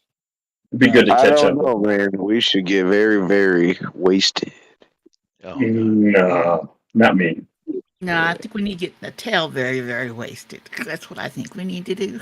So you guys are I gonna go agree have a with drink with Lady. him. Okay. Well, There's the upward towards. and now on the initial entrance, you guys been here many times, but for the viewer, we went very quickly to get where we're going, and the characters were moving very quickly. But these guys walking around chatting, and you're taking. You see on the edge of this picture up on the top, there's it's kind of like a monorail system that goes all the way around, right? You guys get on that, and you travel, about say 100 degrees away from where you are. And you get off and you're walking through. Now this is a space station, so it's a military one. It's very clean. It's very orderly. There's no slums or anything like that. But in the section you get off of is the kind of R&R space. And a lot of guys who are in this area of space that will actually take their R&R on the Trans-Asia station. Like I said, it is the largest one in the Imperium, and it might be one of the largest ones in known space in the human sphere. So they do have a pretty sizable section for R&R, and you guys go over there, and there's all kind of stuff. I mean, there's restaurants, there's dance clubs, there's stripper clubs, there's anything you can imagine for a military R&R. But he goes over to a little bar that's called the Lamb's Blood, of course, because he's a lamb. And you go into that. It's a nice little place. Like I said, everything here is military, so it's well kept. And you guys sit down, and a waitress comes over, and she looks like an antelope, another mutant. And you can see on the side of her neck, she's either active or a veteran, because veterans can come and go to Trans Aegis Station automatically, unless you do something to get yourself banned. You are free to come to this place. Obviously, restricted zones are restricted, but you know what I mean. And you guys are sitting there chatting, and drinking. So what do you wanna talk to Nartel about, lady? You're Lady, muted. How's his family? they are doing well. And he actually, of course, when when you guys were decommissioned, because you chose not to Yeah. re-up, he did re-up, and several of the Yeah. crew of the group did, right? It's not strange, but of course he does get a like a break in between that, and he's only been back here a couple of weeks because he spent many months back home. The family's doing really, really good on the ranch, and it's all good, and it makes sense. Nartel is he's a lifer, and you're not surprised he re-upped. He probably the rest of his life he'll be in the Legion. Did he ever hook up with what was her girl's name? Blue, do Bethany. you Barbara. uh, Barbara. Barbara? Yeah, I thought she would be perfect for you. Yeah, Yeah, she was really good hairstylist, or would you say a Barbara? yeah. Well, I said Bethany, but we'll go with that. Oh, But Bethany. yeah, yeah. But he's like, yeah, no, I liked her, but she picked me up, and carried me around too much. You didn't like that. Yeah, I'm the same way. Yeah, you know how that is. Um, So unless we Was have anything specific we want to say to Nartel, we'll just kind No. of pass the Uh-uh. time. I'm not. Well, it'd be kind of nice to know any advances in the communications field, and if there's any sort of tech that I should be looking for. Nothing's changed. It's only been 6 Yeah. months. Yeah. Good question, does though. he have a Good question. spaceship? What was that, Tower? Does he have a spaceship? No, he's a communications guy. Well, he needs to get on that shit. why would he? He though? is an active duty legionnaire. Oh, well, it's not our fault to bump How much have him. you drank already, Blue? You're cut off, man. Yes, you are cut off. We don't want to get Whiskey. too drunk. Yeah. No, you don't. So anyway, there's not any. I mean, you could technically, you could kind of go through Nartel, and you might be able to find contacts for stuff. It's possible. That's Well, why I put him up here. But in general, right now, you got your hands are kind of full, I think. but who's your Yeah. CO? Who's your CO now, Nartel? His new legate that is in. Actually, he doesn't. He's not under a legate. He's under a tribune. Which is a tribune would be a first lieutenant, right? A standard lieutenant. A legate is going into the later ranks of lieutenant, captain, major. Legate's a Right, lieutenant. right. But he's under a tribune, and he's under his tribune's name is Oven Callius. Still well. Very Okay, Yeah, callous and ovens. unless someone writes that down, it'll never be heard again. I got Um, it. Because what I'm thinking is like, well, maybe in the future we could requisition Nartel It's for possible. communications. Yeah, Yeah. I put him here as an option. He is your Yeah. contact on TransAsia Station. He is, yeah. And of He's course, also I can add. he's also like a top tier comms guy. He is very good at One of it. the best of the best. Yeah, Right. he is good at it. Because keep in mind, not only is he a decade in with the Legion and a specialist in communications, he was part of a recon cohort. So yeah, he's really good at what he does. But anyway, let's move on from him. So, but he is there. He is an option, and that's cool. So, where do you want to go from here? You guys know that you have there's several things we need to do to wrap up. You got to go back to Birkeland eventually, although you guys had made intimations toward waiting a day or two to do that. You probably should go back and talk to Zane and Billy, I would think. But you can do whatever you want. What time Well, of day I is mean, it right now? It is the next day, so what's around 2 o'clock and 3 o'clock in the afternoon, I guess. Something like oh that. really? Yeah. We have to go back to the dock. Yeah. Oh no, we that's do. right. That's right. You wanted to do that early, so we went and got this done early. So yeah, it's actually very early morning. No problem though. Military. So I will say that you are leaving Nartel. It's 10 o'clock in the morning, which is pretty early for drinks. But hey, Yeah, we'll We're take a adults nap here. on the shuttle back to the planet. So you want to go directly to the port to Harper. Okay. So Well, that's kind of what we said we would do. So yeah, no. You're right. But do keep in mind you need to wrap up. There's dangling ends on the other side here. Okay. no. Head over to Port Stanton to talk to Harper, and because Harper had said a couple things to you that were pretty intriguing. One, she said that her brother had some new acquisitions that were coming in yesterday, and they'd be available for you to look at. And she thought that there might be a couple in there that might interest you. And two, she said that she might have some work. So, you guys come over and you find Harper pretty easily. She's constantly here. She lives here basically. And Harper seems to be a pretty nice lady, but she's very business savvy, and you've GOP, you certainly picked that up. This is a savvy woman. She's not an idiot, right? And of course, Harper Stanton, the Stanton family has owned this since the building of the city, really. So her family is quite prestigious here in Tyre. But you go over and you see her, and she says, "Oh, hey, the veterans are back. Hello, everybody." She comes over and talks to you. Says, "Yeah, you want to see ships? So come on." And she jumps in like a little. It's like a Jeep without wheels. It's a hover Jeep, right? And you guys kind of pile in, and it looks comical. I'm thinking Grape Ape.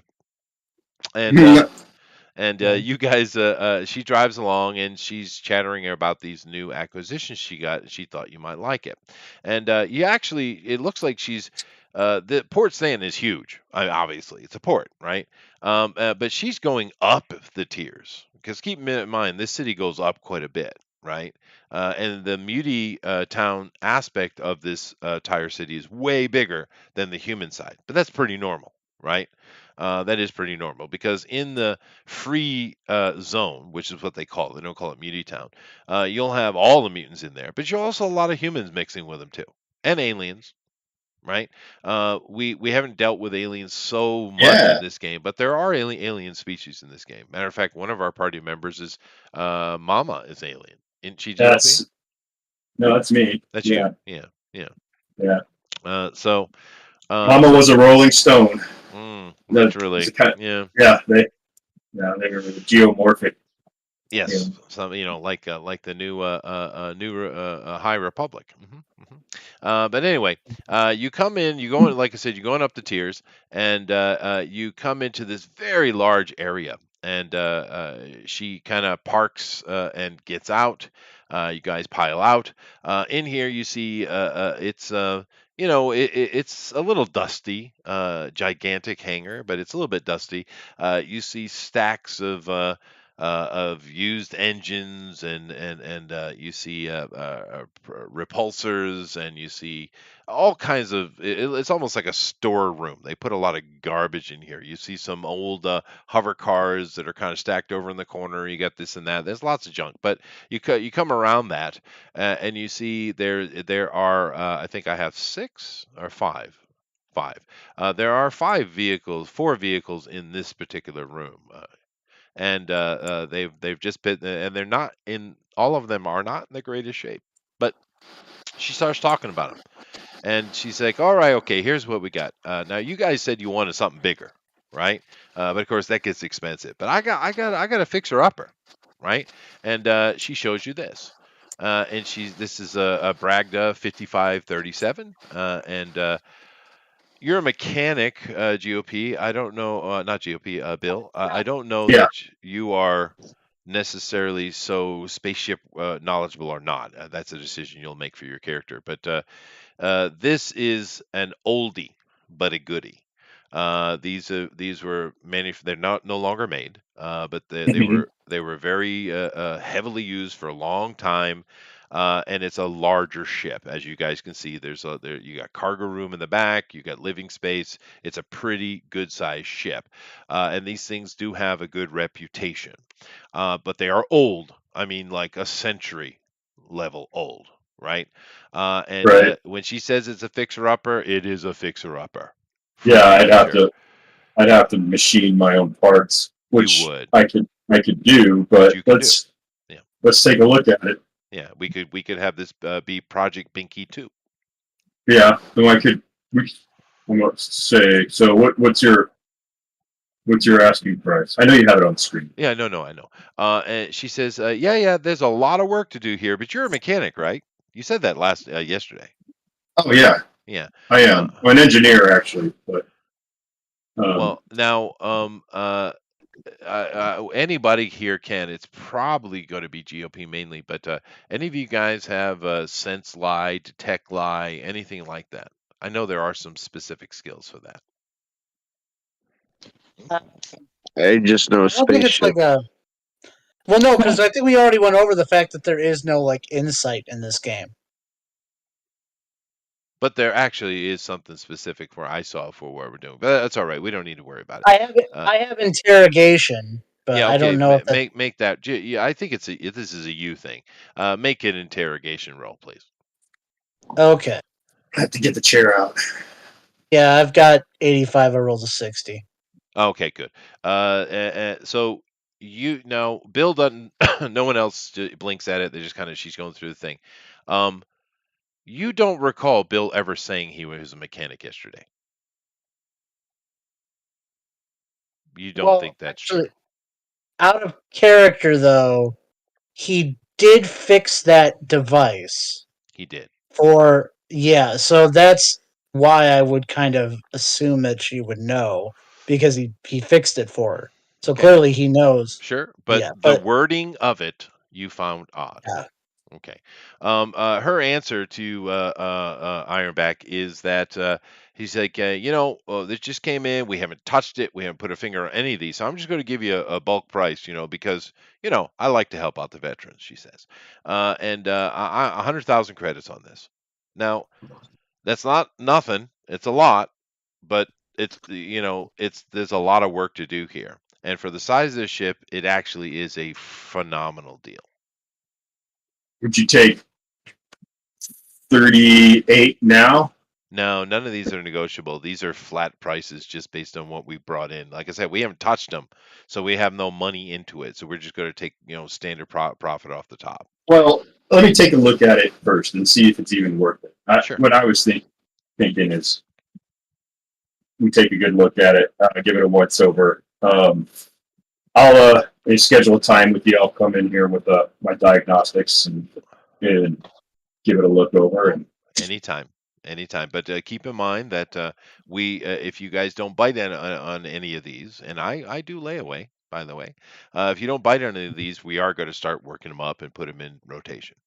But see the layaway thing. That's kind of what I was starting to go for. But yeah. I didn't really express that. But no, just we're interested. So just keep it as is. Just give me a day or two. I'll round up everything I need, and I'll be back. Great. That's perfect. That's perfect. Yeah, she has no problem with that. So this one right here is certainly the largest one, but this would facilitate you well. Yeah, and it looks like that camper with the jets that tower. Yeah, but it's a very reliable system, and like I said, especially with your military license you got, you can go beyond the normal protective weaponry on this too, if you could afford it. So this is an option one, and then she continues on and she shows up another one. This is in better shape, but you having an eye for such thing, there is some work that needs to be done here though, and it is an older model. This is coming from the Nebula Wars. This is not a military vehicle, but there were a lot of civilian transports going on in that big war that happened. You guys weren't involved, of course. This is a Valiant series. This is an X5. And Tower, you are drooling, sir. This is an actual X5, and therefore the question that comes, is it? The question that comes to your mind, Tower, because Bill might know this too, but you would definitely know this. The first thing that comes to your mind, Tower, is this a real Valiant X5? Yeah. I'd have to take a closer look at the engine pack and all the control ailerons because they had a very specific cockpit setting for those years.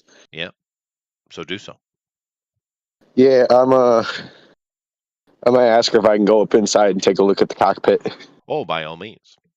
Okay. And as you're checking it out, you're looking inside. The inside is The inside has been gutted. It has all the operational things. The thing will fly, but you would have to spend money on the interior here because it has been gutted, which disappoints you a little bit. But as you're looking through everything, dude, this is an actual Valiant X5. These things are amazingly fast flyers. This is a 1.5 ship, dude. Oh, I let me take a look underneath the dash at the serial number, and then I need to look at the left wing underneath at the serial number, Yeah. just to make sure it's the original engines.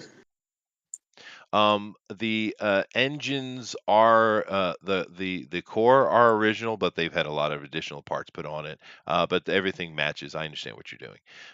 And yeah, it's a real deal. And she says she'll give this away for 150,000. That is an absolute steal, but it's much smaller than the last one. Ah, But Bill. this thing is fast, and there is living space in here. There's not a lot of cargo though, because this ship was mainly initially was designed as a shuttle, but it because it was so damn fast and especially in atmo. This thing is ridiculous in atmosphere. So it doesn't have tons of cargo. It has probably 2 ton maybe. That's pushing it, right? But you Yeah, could live in it though. But this is a little bit more expensive, but it is a fast ship.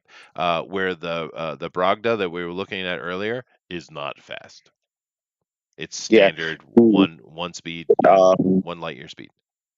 How much cargo can Bill space? Oh, the 2 ton? Bragda, yeah, that's 2 ton. The Bragda is probably a 20 ton cargo. Okay, sorry, Tower. I'm sorry to cut you off. What were you saying? No, I was going to ask Bill if he can even work on engines of that capacity. Oh, sure he can. I mean, the height on those alone.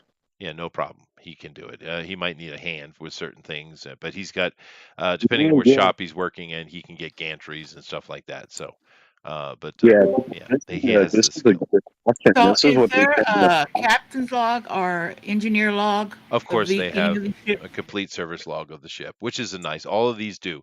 There's nothing illegal here. So all these ships I'm about to show you, they all have logs, maintenance logs and stuff like that, well kept. Yeah. Can we get a copy of them Well, if as you we buy leave it, here? of course, if you buy it, yeah. How much? Well, Oh, that oh, never mind. yeah, Never mind. the Never mind. Never the mind. Valiant's 150. But this one definitely catches Tower's eye because it's an older ship for sure, but these things are kind of legend when it comes to their speed. So we have reliability and size, we have speed, and then we have something that you can't afford, but I'll show it anyway. There is a Lancer here, an Imperial Lancer. Now, normally you wouldn't be able to fly that, but you have licenses now, so you could fly this. This is way small. You guys would basically you could take naps. But this is an Imperial Lancer. This is interceptor type of vehicle. You have no idea why it would be here, but Yeah, that's a badass ship. that is a badass ship. And she says, she's, oh, that one's 500,000. She just kind of ignores it because it's not in your price range, but it is sitting in this room. And like I said, if you want to go to war, that's what you go to war with. That is a destroyer in effect. It's nowhere near the size of what we see as a destroyer, but that's what it is. It has weapon systems, it has bombing systems, it has armor reflective systems. And the fact that it's actually dirt cheap, and you probably would want to know why. But like I said, it's out of your price range. But there is a Lancer sitting in here. And then the last one in the room, other than just junk and stuff, but these are clearly have just kind of been dropped in this room next to each other, is this one. It's a Medi. You guys have certainly been on them before. These are things that are not only used by the Legion, they're also used by the civilian market. They're basically medevac ships, and they're used to go to the field, help, or hospitals use them and stuff like that. However, it is very small. But you could convert this to be used as kind of a quick cargo ship or things like that. It's very dirt cheap too. It's only 80 grand. But it's not something you guys could live aboard. But it is sitting there. Any questions on this one? Yeah. And no, I didn't think so, but I wanted to have variety in the room, right? The two she's really thinks you guys would be interested are these two, right? Yeah. Right. But there is another one in the room, not in the room. She actually kind of goes out of a side as you guys look at the Medi here. She walks toward the side. She goes down a little hallway, and she's going out into the light of the day. And sitting on the end of a very small little umbilical gantry gangplank basically is what it is. Just sitting outside, there is a little kite. Now, these are not really used in the military very much. There is something that might be from the same company, but the kites aren't. But this is something you probably, when you grew up, you saw if you have any family member that was like worked on a ranch or had any kind of small business, they might have had a kite. These things are actually have a 1 ton cargo in the back, which isn't a lot, but I mean it's think about our vehicles today. Most of your trucks are half-ton trucks, right? And so this is a little bit bigger. So there is some space for cargo in the back. There's plenty of room for everyone to sit, and there's actually like a little bathroom and a place to rest. It's not necessarily a liveaboard thing, but a little kite. It's like having a Ford truck.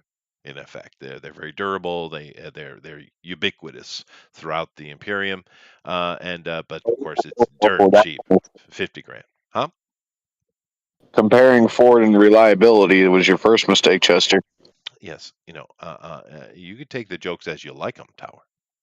I drive a truck, which is why I want to point that out. Yeah. I know for Anyway, Actually, Ford's a pretty good company, actually, in reality. But anyway, so that's all she's got. These are the things she got in yesterday. This one hadn't even been brought inside yet. It's still sitting outside. It hadn't even been brought in. But those are the things. And of course, you have a price range here. This is dirt cheap, 50 grand. You guys pick it up, and it would certainly, as far as on planet activity, it would be useful. You get places much true. faster, right? This right here also, if you started to get into one of moving cargo around town, like going around the city, not city, god damn it, the planet, like you guys could do supply stuff to some of the small villages that are popping up everywhere. This would might be useful for this, and they can, both these can go off planet, by the way. All of these are interstellar. And This is out of your range, but it is a war machine. And then of course we have these two here that are probably the actual choice, the Bragda and the Valiant. But If we took in the med and we're offering these people who are going on these huge journeys across the savannah mhm, to their locations and offer for a small price, yep, buy them out there, you could. that would be That's true. get rid of the problem with the raiders. Yeah, you can make a business out of that. That is true. Yeah. Yeah. We could absolutely make a business. You We'd could. be, Actually, that's not. Honestly, I think we should get a Valiant, but that's me personally.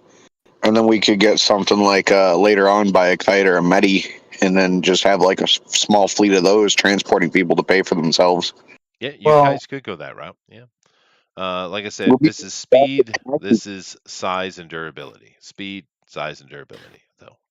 And of course, the Valiant is more expensive. And like I said, it's actually much more expensive because you have to kind of replace the entire interior, right? yeah. yeah, And Yeah, yeah. and plus, if we're doing stuff planet side, even if it's just you know the normal speed of light, Mhm. it's still good. I mean, granted, I don't think we can go that full speed going In the within atmosphere, of that. course not. Different engines completely. Yeah. Yeah, yeah. So like, but still, we could travel a lot of cargo pretty fast on either of them. Hmm. But the other one, we could carry a lot more people and a lot more cargo. Yeah. Uh, and, and yeah, so I'm kind of leaning towards that. What is our total funds at the Well, moment? everybody just got 3,000 for signing Yes. up with the IIA. And also, Bill, what's the tally?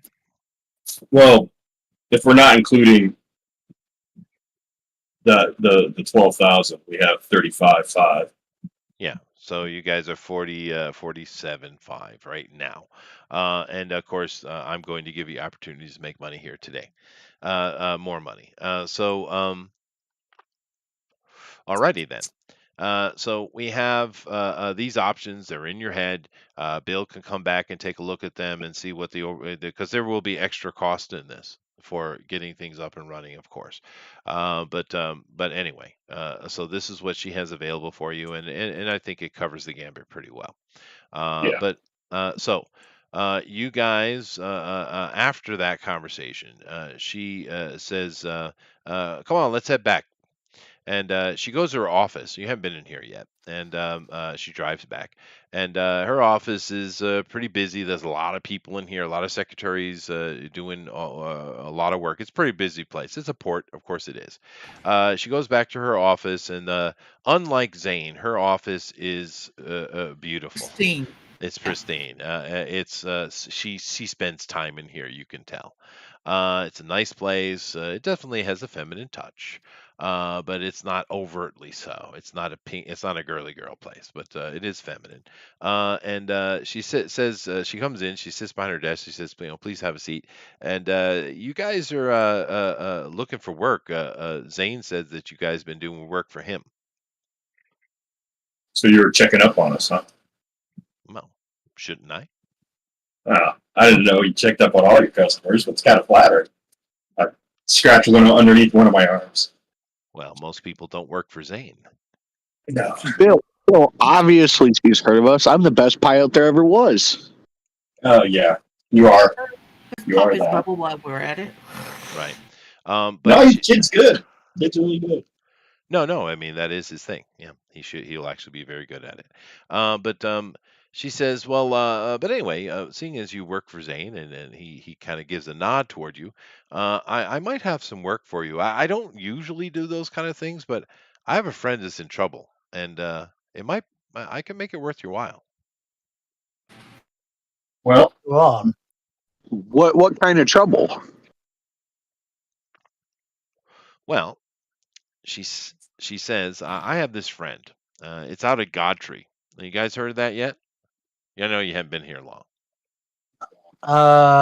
Would I have? I don't think No, so. probably not. No. Could I roll to see if I've heard of it? But I don't Sure, if you like. know. Okay. I rolled a 98. I do not know what that place Okay. is. no And notes. she explains that Godtree is far to the south, right at the end of the savannah. Because the savannah, you guys are sitting on a part of the planet that has a gigantic savannah. It's probably equal, if not bigger, than the African savanna. It's gigantic, but to the very far south, and this would be uh, your truck wouldn't be able to do it actually. But if by the speed of the truck, it's a 10-day journey, right? So it's very far away, and that's in a vehicle moving at good speed, right?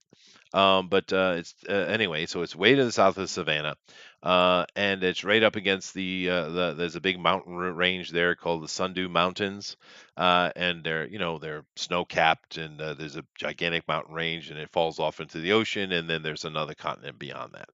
But that's kind of where you guys are. But it's way down there. Godtree is like it's the end of the savannah, but it's called Godtree because, and she brings up some pictures and she shows you that of these strange. We have you guys have noticed the trees on this where you are on this planet are kind of like this. These ones are much bigger and they're much woodier, or where the other ones seem to be almost like fungi based. These are a little different looking than what you've seen. These are gigantic things. And there is a lot of little villages that live amongst them because there's actually a lot of natural deposits around these things. So you're seeing some mining towns, and it's also good for farming. But her friend Lottie, she's a human. She is out at the Godtree Pass, actually, and she's kind of a person. She does guiding, and she's kind of representative of Godtree Village itself. And it's the village that's having the problem. The people are disappearing, and uh, Hmm. and through all of her efforts and the other people, of course, there's other people involved with the village. They they haven't been able to solve it, but they say they think they know what's going on, maybe. But she was telling me about this recently, and it's a real problem. I mean, disappearing people isn't good. No, Uh, no. and Lottie could really use some help. She's a good friend of mine. I've known her since we were little, and she decided to go out and kind of be a guide out in there, and she's really become connected to the God Tree Village. And I'm worried about her, and I would pay you to go out and try to help them with their problem. Well, so we understand that people are missing, which is this is kind of horrifying. Um, then how are they being abducted? Yeah, well, Are they she are doesn't they know. She doesn't know. so so She we don't have does. any information. So going in blind on a Well, mission is she does give you an actual response to that. She says, oddly, Laddie was rather cryptic about that. that's suspicious of Lottie. Well, she doesn't know. It is a really good friend, but clearly she didn't feel comfortable or wasn't allowed. She doesn't know. She doesn't know. Like I said, it's just because she knows you're connected to Zane, and you guys are combat ready, people that are doing bounty hunting. She figured, maybe it'd be help, and her payment that she has to help doesn't no skin off her nose. Character, real quick. Yeah, What was the name of that one 50,000 credit ship? the kite. Okay. Yeah, that you do Oh, that in hours. You would be there. okay. Well, it looks like, if you guys are all interested, I might be able to shave a few grand off of that. We might be able to take it for maybe, I can see if I can get it for like 45. Because, we don't have quite enough yet, but if we're helping out her friend, and her friend might be in desperate need, then Yeah, I'll well, say, we got both account, and we each have our own personal account that we can throw into. Yeah, he is counting that. Yeah. yeah, Well, basically would take most of our money pooled. I was counting that I'd have 5 grand on my person. Okay, well, I'm just saying it would take most of our money pooled, like whatever, that total. yeah. Here's the thing: is like we underbid with I think. I'm gonna try and negotiate essentially to get that for 45 because we don't quite have 50, but we still No, need I to. think 5 grand is underbidding. Can we borrow it? Can we just borrow it for the day? Well, Like, for her I think Well, out. 10 grand is not unreasonable. We don't, yeah. I mean, dude, we don't even know what we're dealing with. I think the best thing to do is we should have some kind of rates, but we don't. I think a job, 10,000 for a job of our skill set, which covers, Well, our ammunition, do you want to ask whatever. her what she's offering in Yeah, recompense? Yeah. yeah. Yeah. So what is the reward for this? She said, "I'll give you 50% off any of those ships I showed you." Oh yeah. I did not say that out loud, by the way. Um. Okay. So I mean, it's no Well. skin off her nose, really. Oh She's yeah. probably giving you wholesale. Is what she's doing. Okay. Yeah. Then definitely. But I do inquire. Well, it will be quite a long trip for us to drive out there. So unless we can hitch a ride with someone, perhaps we can borrow a ship for just this trip. I don't know what works for you. She sits back in her seat a little bit, and she's like, "Well, I do rent vehicles." Hmm. And for a trip like Let's this, what? let's let's throw in the cost of not being on. Uh, Part of the So cost you absorb for this. I would probably be the negotiator on that. Oh Cause yeah. You're the negotiator. Yeah, we should be paying for transport. Woman's loaded.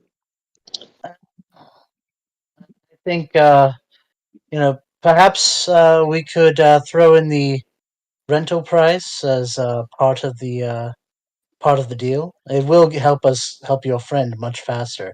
Can I Okay. roll a persuasion? Yeah, Yeah. okay. All right, it's a 26, and I've got a crap. Okay. I've got like almost full.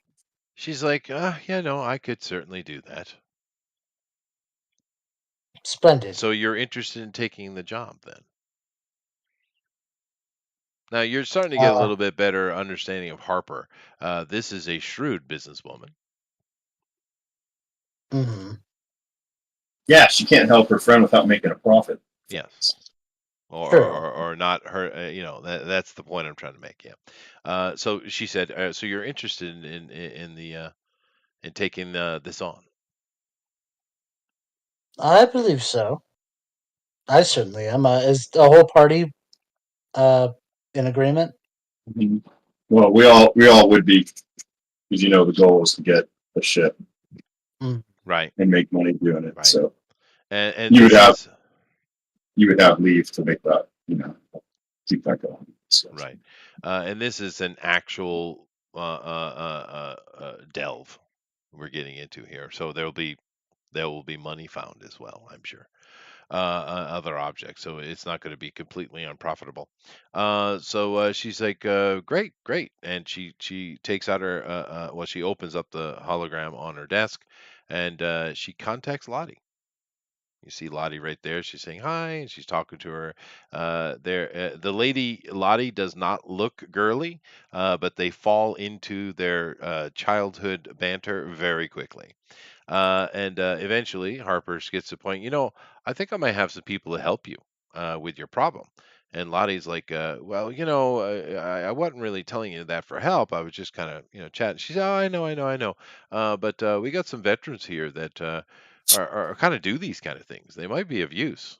And Lottie, you see, she kind of looks down and she kind of pauses and she's like, well, we could use the help.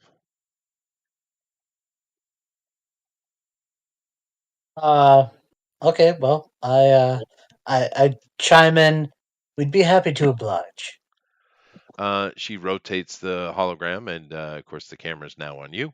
And she says, she looks at you and is like, "Oh, yeah, yes. Well, that would be appreciated." And she seems to mean it too. You don't see any deception on her, but she's not sharing information about it. Obviously, Harper already told you that. So, is there anything you guys would like to interact with Lottie here? body. Uh, Well, I guess we'd be keeping some of the soul Sure. to. Um, we, I'm sorry. Go ahead, man. You know what you're going to say, but I was just thinking. Find out if she's free to talk and disclose information, or if she prefer to talk first. I think it's probably best to talk to her in person. You'll probably be able to get more information out of her than talking to her over, Yeah. this sort of Okay. communication. Um, so I Well, mean, I maybe well kind then, of have her do like a brief overview of what she went over, but I'm not sure really trying to glean so much like deeper information, but maybe just kind of see the points of of like talking about little things where she kind of hesitates more, you know. Um, just so keep just it brief here. yeah, just like a brief thing. Just kind of, I'm sure she'll just reiterate stuff, but I just want to see like, is there anything specifically that she seems more hesitant about than other things? Well, That's all. she says that uh, people have been disappearing for months, and they believe the threat is coming out of the Sundew Mountains. And she says a lot of other things, but that's the only actual information she gives. Okay. Well, I thank her for informing me, and I let her know that as soon as we can be off, we'll go and assist. Well, you guys, from the options you have available to you, you could be there by nightfall, or you could be there the next morning. It's up to you, because you got a couple things. Yes. I'll get to the details of it, but you also might want to do a little wrapping up with Zane before you let a days go by. Oh yeah. So No, maybe I know. tomorrow morning. You know. Yeah. Well, post haste doesn't necessarily mean post haste. Right, It's right, right. Now the tomorrow is fine. yeah. And Lottie's like, "Oh, thank you very much. I look forward to seeing you." She gives you coordinates to the navigator and tower, of course. And she actually the coordinates she gives as you guys check your map is in the Godtree Pass, not Godtree Village itself. So you would be traveling here. You finish up the conversation with her. Harper's very happy with it, and she puts her hands out. Shake on it. All right, I shake. All right. So she didn't drag out a contract or anything like that. It's just simply a gentleman's agreement. And in that, she looks over at the mechanic because she doesn't actually necessarily know you're a pilot yet, Tower. But actually, she probably has some hint on it from your reaction from the Valiant. But she throws the keys to the mechanic, though. She says, "Take the kite."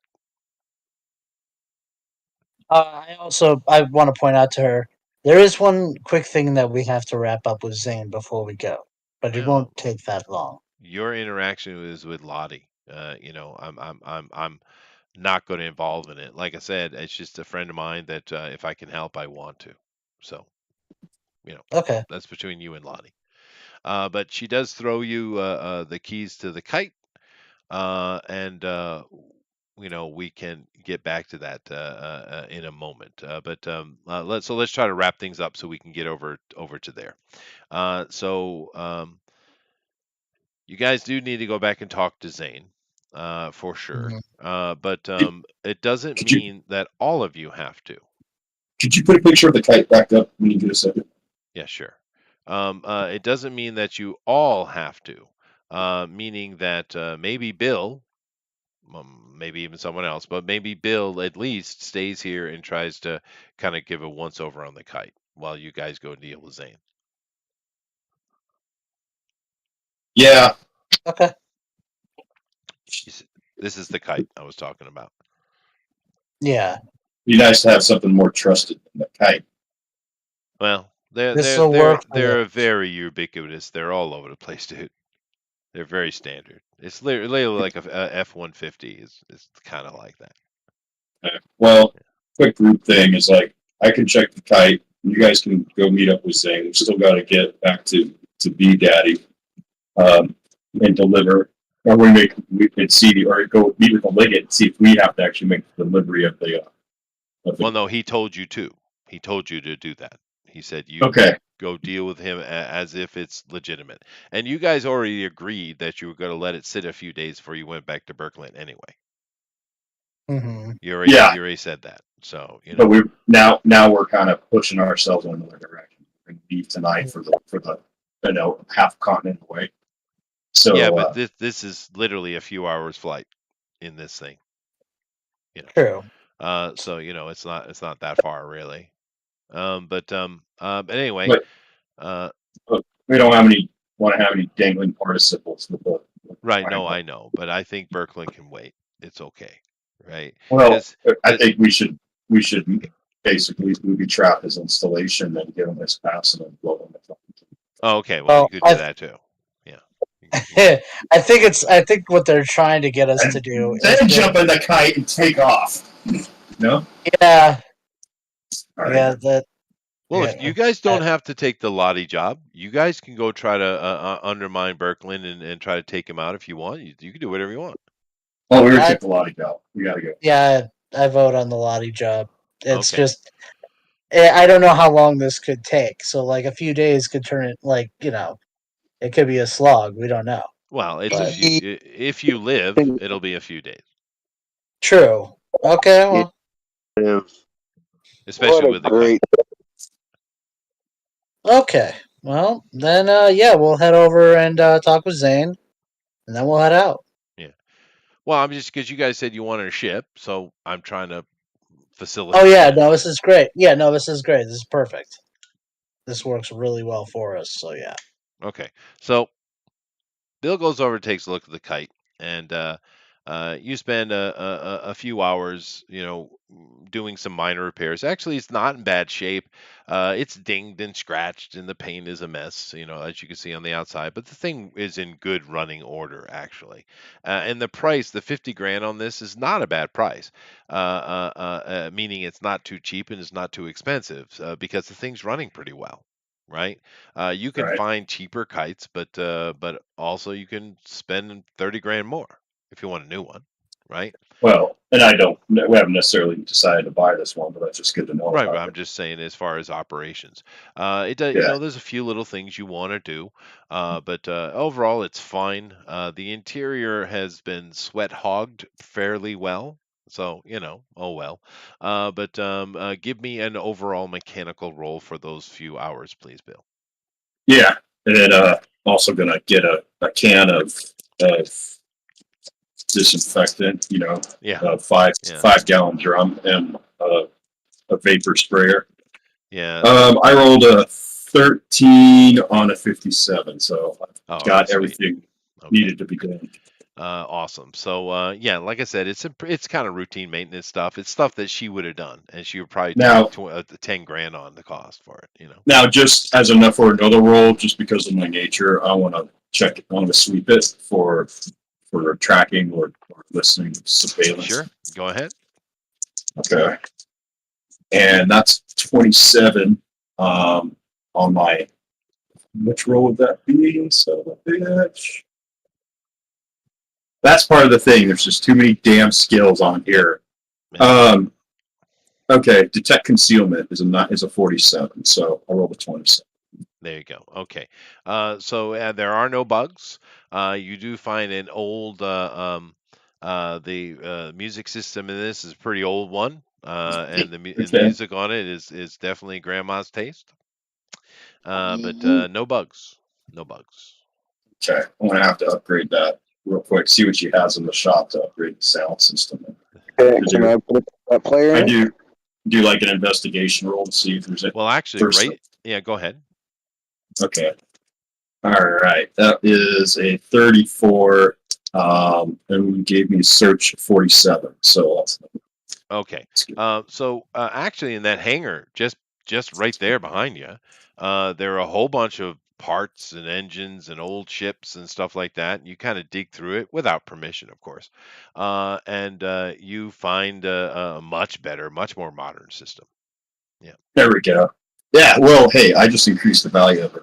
You did. Should You did. So basically, over the next few hours, you get this thing running quite well. Quite well. Like I said, it's in good operational order anyway. But you change the spark plugs and oil change and stuff like that. And you get and she's cherry. Okay.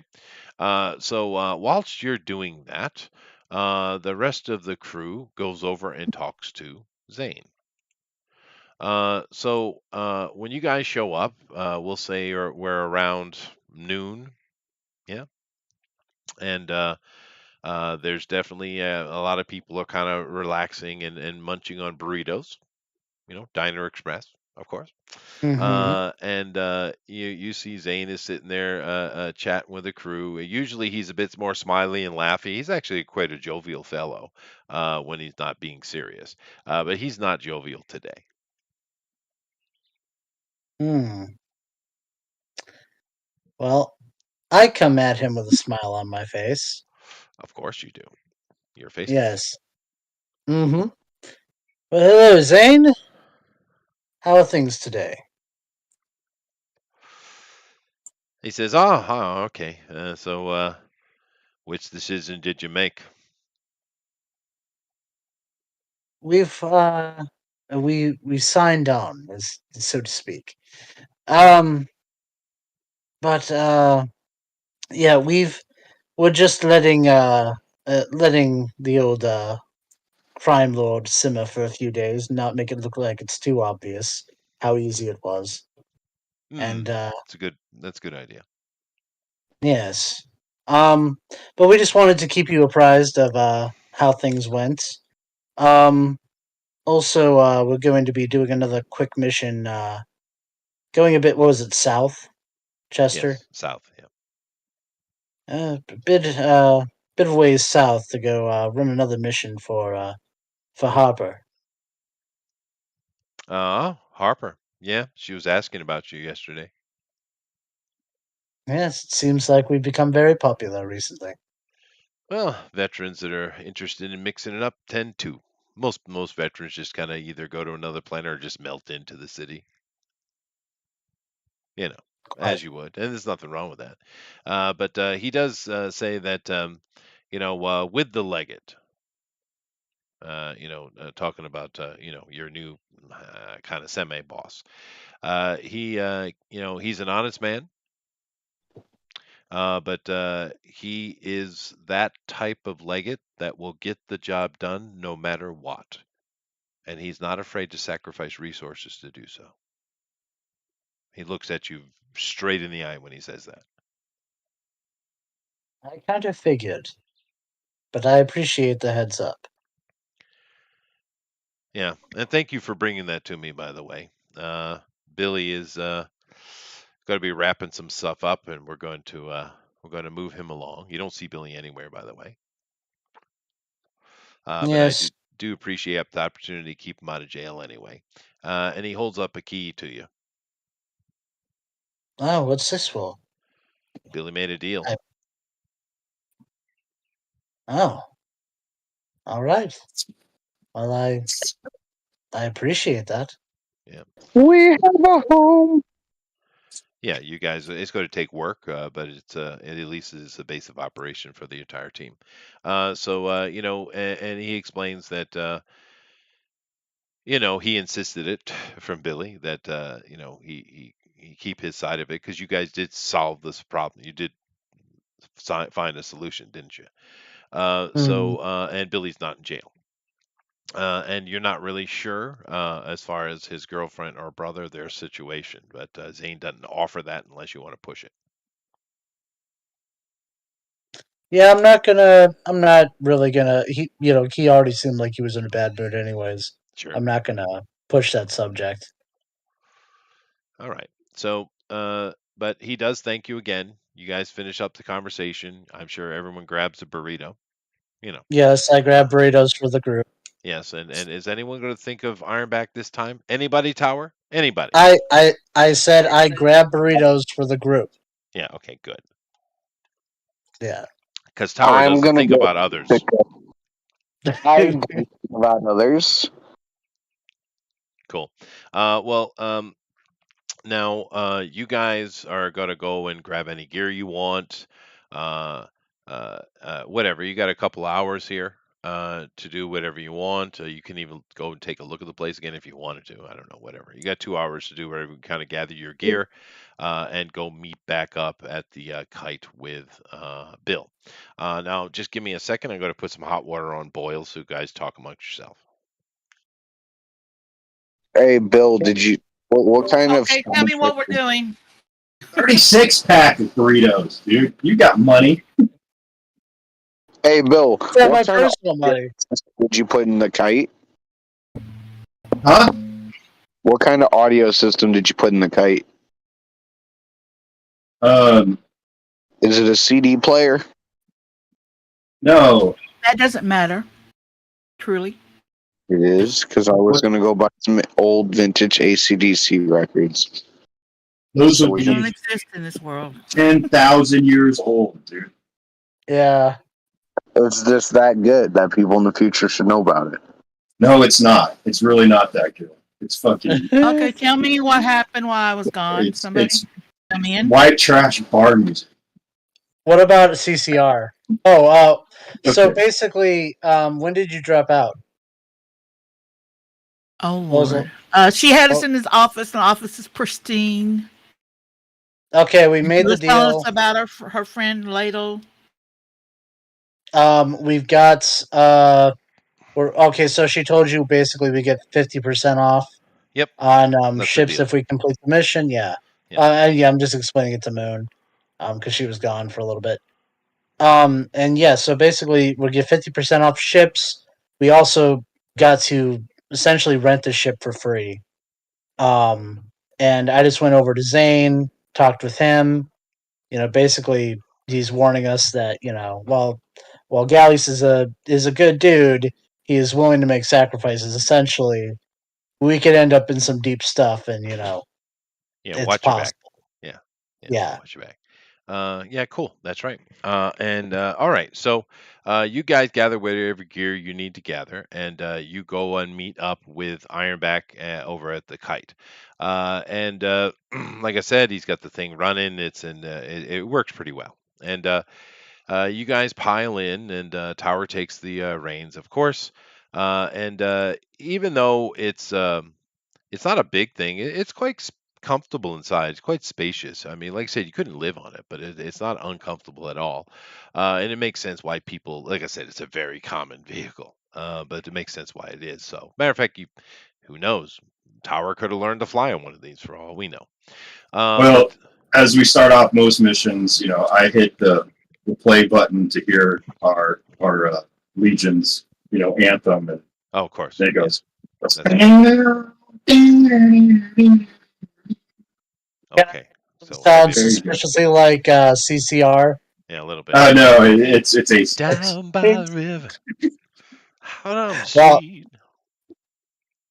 I meant more like Fortunate Son. You Oh, know. that's fine. That's fine. That's a little there more. That's a you little go. deeper. That's a little harder cut. Actually, people have Eh, over here have said my singing style is quite similar to Dan Fogerty, oh, which really? I took as a Good. compliment. Oh yeah, Yeah. Fogarty. There you go. So Well, yeah. few hippies I can stand. But there you go.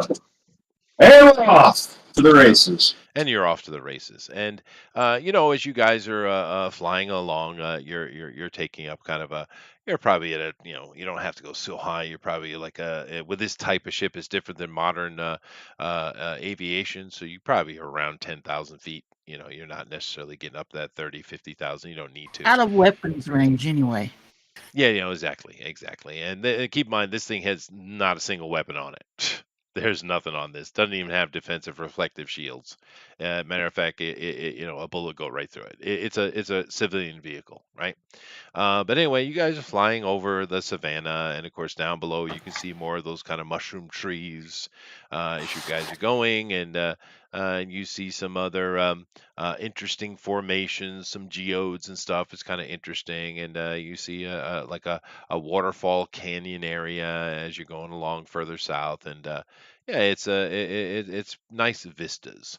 But when you start seeing these formations right here, you guys are who's your navigator? Which one of you took navigation? Was I, th- it I think it was was it Lady. Lady? I think so. Of course. Yeah, yeah. So Lady's in the co-pilot seat. She's got the headset on, and she's doing navigation. She directs Tower. It's she kind of points, and these guys have done this before. I'm sorry, what was that, Bill?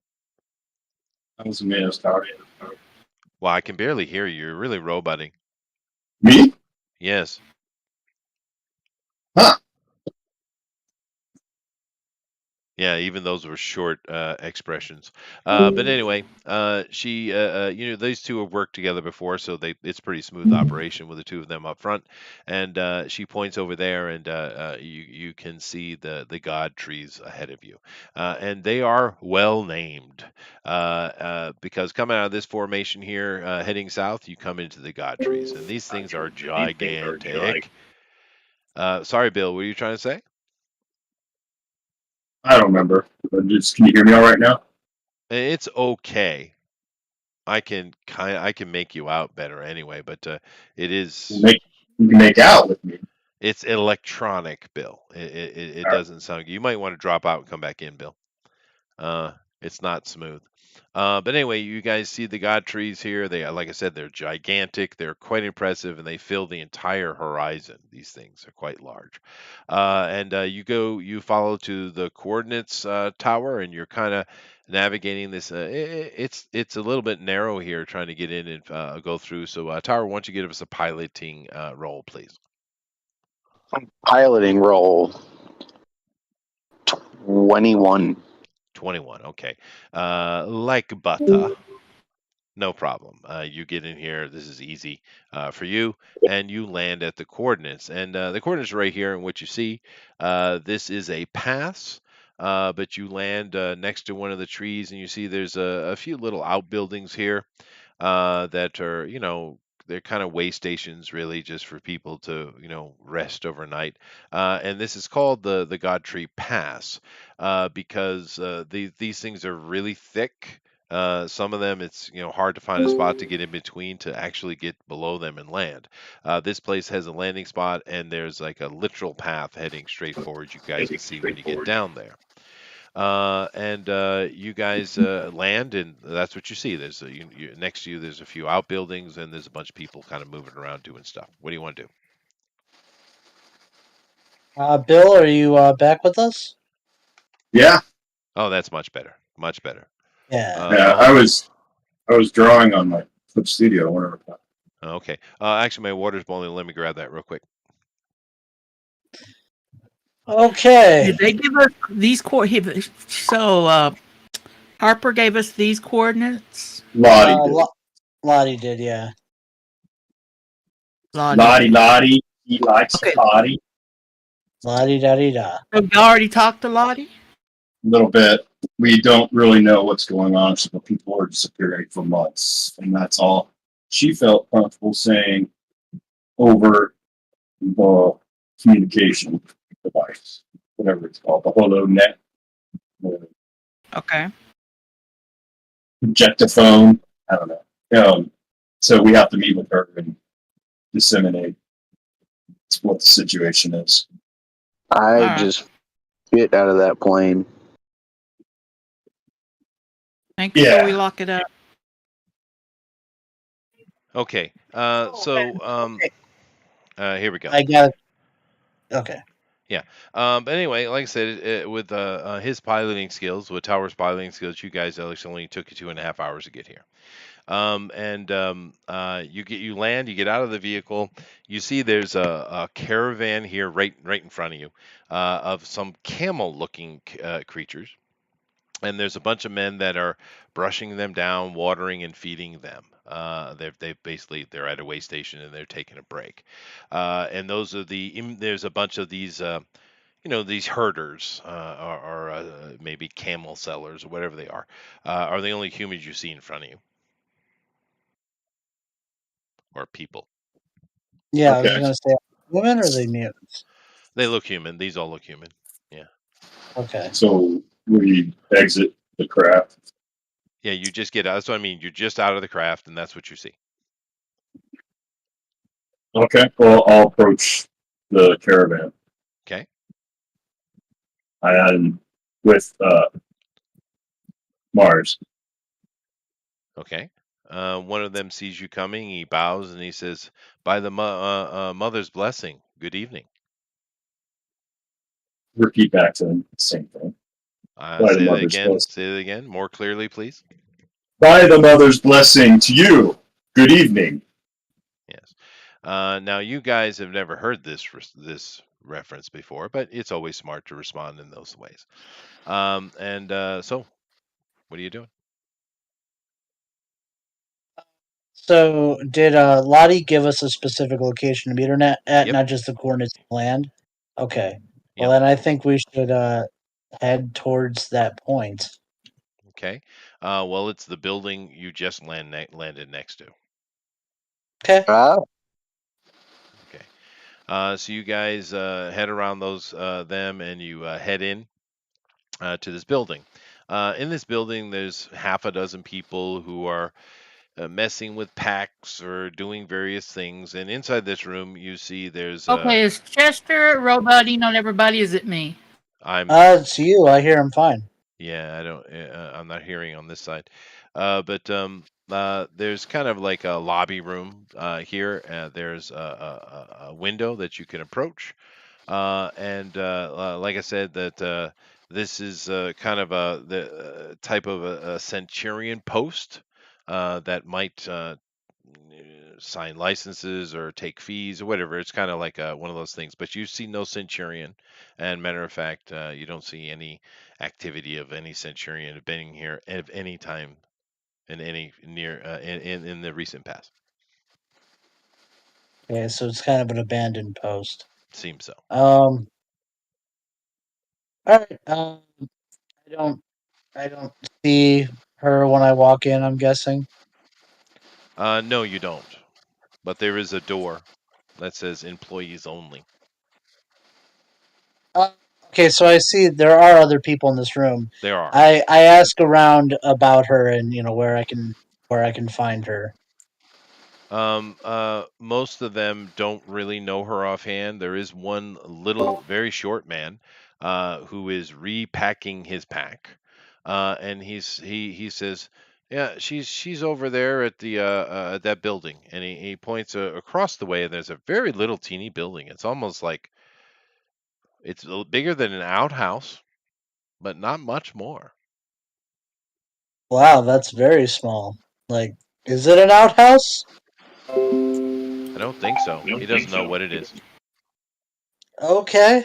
Um, I thank him for the information, and I guess we head over to that little building. Mhm. And you see that this is a storage shed. And as you approach, you see the doors open. And there you see Lottie is working with a couple of other people. And they seem to be putting things into the storage room. And before you get up to her, they lock it securely with a very large padlock. She turns around, sees your face. She knows who you are. You guys talk to her, and she's like, "Oh, welcome. Glad you made it. That was fast." Yes, well, we we, we managed to tie up certain loose ends quicker than we had thought. So Oh, that's great. Of course, very happy to have you here. Sorry I couldn't speak much on the phone, but uh, we don't know who's listening, do we?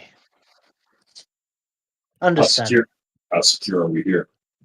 Say that again, Bill. How secure are we in this building? Oh well, you're not in a building. You're outside a locked shed. You're in the open air talking to her. But Yeah, that's what I meant. That's what I meant. yeah. She says, "Yeah, we're in the middle of nowhere. It's very secure. We haven't been in Centurion here in 18 months." Because Again, of how secure you are here. Yeah, we had the she doesn't know why. But she does give you more information, though. She says that she knows, they know, that the abductions are coming out of the Sundew Mountains. She knows that. They have a general idea where it is. They've sent a couple of groups in to try to investigate. They have not returned. And it's just beyond their capability, and this is why she didn't want to tell you because she says it's probably one of those damn wizards. Wizards. Would you care to elaborate? Yeah, you know those science types that work for the Imperium? Now, you guys know that the people in the Imperium often will use the word wizard to cover both an actual magical person as well as these kind of these scientists that do weird, dangerous experimentation. They kind of wizard is a negative term. The average Hmm. citizen of the Imperium don't care much for wizards and magic, right? And you guys know that when you were going through kind of looking at the bounties and stuff, this planet, as it seems with many other planets, and you've done this yourself when you were in the military, these whether they be real wizards or tech wizards, can be a real problem. And she seems to think that this one works for the Imperium directly, and therefore Uh, uh, afraid to speak openly about it. well, she has a communication system, Hmm. and I'm going to guess that maybe we should inquire with our contact, with Gallius, uh, like to see if there is anyone working out in this area, kind of who is operating in an official capacity for the Imperium. Sure, you can do that. That might be why, just because I don't want another Arjun situation. Yeah, no, You know. that makes sense. Okay. Everyone cool with that, or have any objections, or Yeah, you're good on my end. okay? Go for it. Okay. I ask. to use her comms. Can we use our own? You have your own. They're probably Oh, better. we have. Okay, okay. Well, I didn't know if it's like super remote, so they have like some special, setup or what have you. But no, that's Nah, fine. no. This lady is she's gone native, dude. Okay. Yeah. All right. You're Well, fair enough. yeah. You're being a recon team. Your system's going to be a much better. So you contact the IIA. You contact the Legate directly. Uh, yeah. I mean, I don't think that there would be. I'm just doing a general inquiry, about this area to see if there's Sure. anyone operating out here. Anyone that basically we shouldn't be messing with, kind of thing. Sure. No, I understand Like what you're doing. And of course, you haven't really been briefed yet. That's another dangling Chad that needs to be dealt with. true. So you contact Legate Gallius, and he does answer quite rapidly. And he's like, hello, agent. And just before he comes on, you see something different you hadn't seen before. And do we have any computer code person here? Do we have a communications officer? I think that's you, GOP. I'm not actually skilled in comms, and I don't have computer Someone skills. is. Someone is. Lady is, maybe. That lady is a navigator. I mean, I could do comms, No, but I'm pretty sure one of you had comms. I'm a Lady, navigator because of my mathematics skills. right, but do Yeah. you have communications as well? Yes. Yeah, I thought one of oh, you did. Yeah, yeah. So you guys are all kind of looking, and lady, you notice that popping up, there's like a brief little bit of script. That's high-end encryption. You recognize that immediately. You All don't right. even need to make a roll. So this is you guys have Okay. talked to him before, and you haven't seen encryption like that, but there's encryption now. Okay, so you notice that lady. And yeah, Leggett says that you need to we need to sit down and have a talk. But what can I do for you? well, we had. I mean, I'm sure you're aware we had gathered the pass off the space station, Yes. and to avert any potential suspicion, although I'm sure he's aware of some, obviously aware of something. Uh, we decided that it would be wise to at least make it look like it gave us a little bit more of a challenge than immediately going up and coming down. Mm, So that is clever. yes, so we were planning on meeting up with him in a few days to bring him the pass. Hmm. In the meantime, I'm sure you are aware of Harper. Uh, Of course, yes. the Stanton Uh, family is well established in this on this planet. yes. Well, you see, she has a special request for us to help some of her friends in what is the name of that valley? I'm Uh, a character. Godtree Pass. the Godtree Godfrey Pass. Pass, and they were telling you the troubles coming out of the Sundew Mountains. Okay, so I kind of relay that to him. Just long story short, and I basically ask, um, is there anyone operating in that area doing official imperial business, something that you might want us to steer clear of? Or is this something that we have uh, free leeway to get involved with? Ah, well, you're learning. That is good. And therefore, I'm going to start you on the path of interacting with the IIA. Of course, if you need my help directly with anything, I'm always happy to help an agent. But the way we really do is by going through the switchboard. So I'm going to transfer you to that now, and you will have the links to it, and they will help you. Okay. Okay. And he smiles. He says, "Good luck to you," and you are switched to a digital switchboard. And in front of you is a query search. Okay. Well, I mean, I put in the information of the location, and I try and see if there's anyone operating in this area. Well, a little digital face of a lady comes up and says, "Hello, I am Cortanana." Oh, well, hello. Uh, I think I have Oh, one of so, these in my toaster.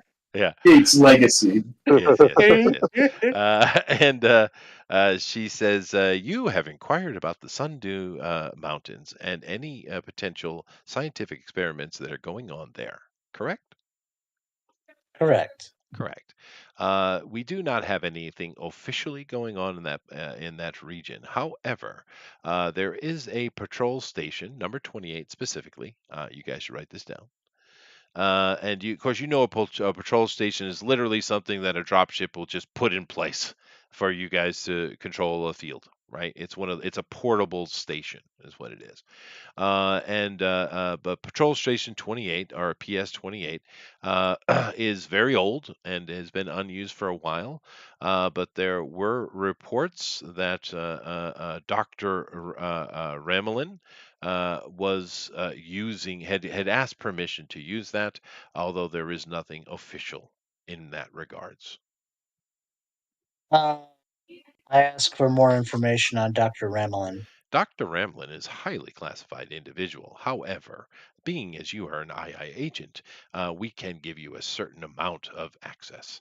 Dr. Ramlin is a geneticist, and he is considered to be class 5 in this regard. Is I inquire if he's active duty, or if he's acting within if he's active duty, basically. He is officially rogue. All right. Does anyone else have any questions? Nope. Any Can we information? remake that our base camp? I assume we can. Potentially. It's It sounds like he might be. PS 28. Yeah, we want it. Well, it sounds like he might be using it. Yeah, that's what. That's the He might. speculation. Yeah. But Do we have a longitude, latitude of the Yep. PS-28? Yep, they give you that information. Yep. Which will make things easier, faster. Cortanana says that this conversation has been logged. Thank you, Agent. Of course. Real quick too. I also inquire. I'm guessing, is he, is he human or mutant? Does he have any combat experience? I mean, whatever. Because of the classification level and the fact that you don't have that, you don't know. Okay, I was just inquiring to see if I could, glean any other information out of it. No, it's smart to do that. You just cut time off your mission. Yeah, because you have direct coordinates now, and it's also good to check because is this person with the Imperium, and if they are, can you get freedom to? It's a smart thing to do. So that was good. No, absolutely. Therefore, take yourself 100 experience points for that. Oh yeah. All right, I will. Yeah. Thank you. So you're interacting with a computer database, right? Yeah. And now that you have that on your systems, you guys can access that, right? Because you notice one of with in the future, all your tablets and computers, all of the kind of passwords and all those things are encrypted to the level it's very hard to crack them. You have to be really a specialist, and everything has been kind of integrated. So all of your passes and your licenses and all that kind of stuff is also is superimposed upon the digital system as well. So your tablets are now recognized as II agents, and of course your tablets are locked with your various own security you have. So you guys have access to the IIA database with a level clearance level 1. Which isn't great, but it's way better than the public. So only a 1. Yeah, well, you guys are part-time agents, really. You're not. That's true. Yeah, But like I said, knowing if you want to that, go deeper into that, you get higher clearance, right? Yeah, but knowing that lets us understand what clearance level 5 is now for what geneticist has. Bringing up a satellite map of the area and zoning in on the location. Yeah, actually, can, with your military licensing that you have now, you can access which would be considered the military public satellite. There's many in orbit. And that's a handy thing to have that you didn't have before you took that license. So keep that in mind. This is the restricted areas are not going to be allowed to access, of course, with your level rating right now. But this is an abandoned patrol station, and sure enough, you put it into the system there, lady, and boom, there she is. Okay. Looks like mobile. Do I see any ships outside of it? No. Like, And it looks like it literally was came under attack. This thing is battered. You guys have spent many times in these PS stations. It is literally something that gets dropped by big old huge drop ships when they're trying to take a front line or they're setting up a base. You've been in these many times. okay. But this thing looks like it's taken some serious fire, dude. I mean, this is worse than the Black Ridge combat you guys were in, as far as what that PS took. Oh, dang. Check Yeah. the past history on the PS-28 station before it dropped it. Was it used or new? It was brand new and it was dropped there 27 years ago. Dropped 27 years. Go back through the log of the 27 years. See what happened in the It area. was Any big officially incident? closed 7 years ago, Okay, and there's no so further information. 21 years. Yeah, and on the No, this is everything's been public scrubbed. information you're Okay. getting, by the way. This is public information. Your information you got from the Cortanana was actually level 1 classified in the fact that there was information putting Ramlin potentially in occupying this. It's not 100% confirmed, but that's the IIA's general understanding. So, what 7 years is how long this has been abandoned. And like I said, you're looking at this through a satellite photo. This thing has come under attack. This is not age that has caused this. This is and the attack was long ago, right? This isn't recent, but that thing is badly damaged. I mean, it's a freaking hole in the roof, dude. Well, Oh. is there, can we see if there's like artillery shells surrounding the, defilades or Well, the shells would craters? be from where they were being shot, so no. No, not shells. I meant craters. From where it Yes, was you do. shelled. No, you do. You do see that kind of Okay. damage, yeah. You see what you're looking at. This thing clearly, you guys are soldiers. This came under attack. It was assaulted. Okay, so then we want to see.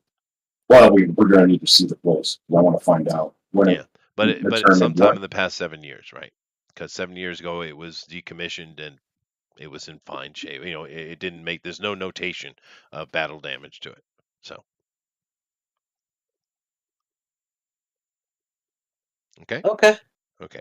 All right. So you come back and you're continuing the conversation with Lottie, and she says that they know this is the problem. They're not exactly sure where they are in the Sundew Mountains, although you guys now know.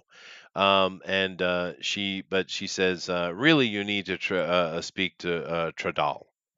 He's the leader of the village, and he's the one who helped. He said, I kind of am a resident of the village, but I move around a lot, being a guide. And she said we probably should just kind of head down and talk to Tradal. And therefore, unless you guys have anything you need to do, she's going to lead on. All right. So you guys go through the God Tree Pass, and it breaks. Finally, it's like you're in a forest, right?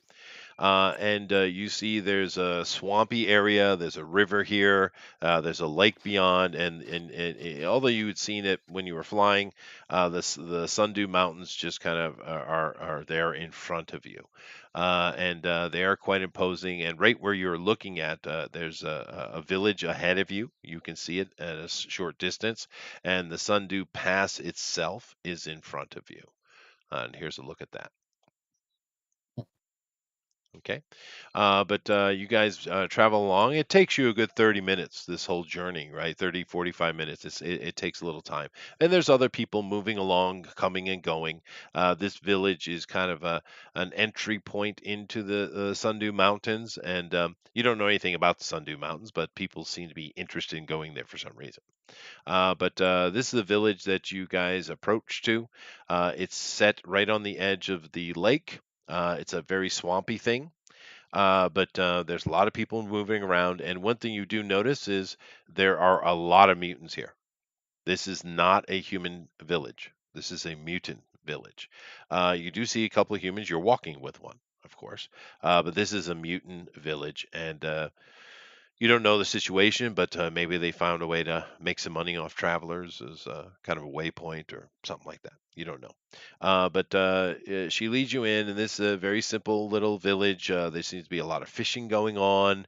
There's mutants of all kinds, although a lot of them seem to be kind of aquatic themed or amphibian themed type of peoples living here. It's very wet, and you guys probably not necessarily very comfortable being hairy bastards as you are. But that's what the village is, and the people are just going about their day. And of course, nightfall is on you. There's only a glimmer of twilight left.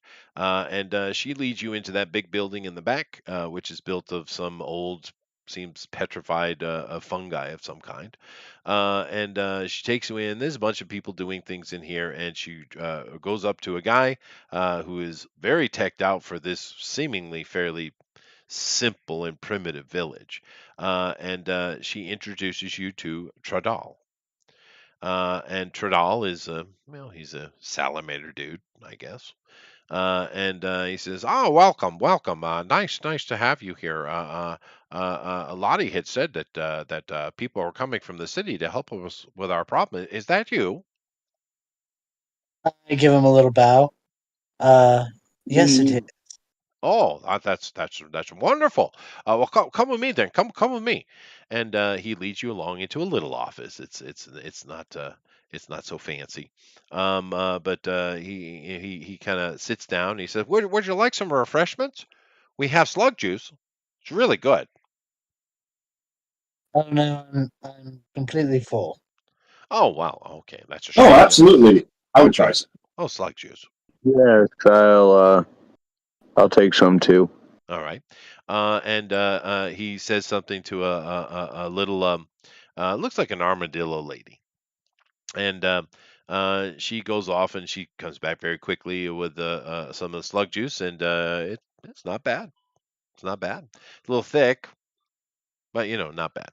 And he says, "All right, well, great. I'm glad you guys are in here. You know our problem.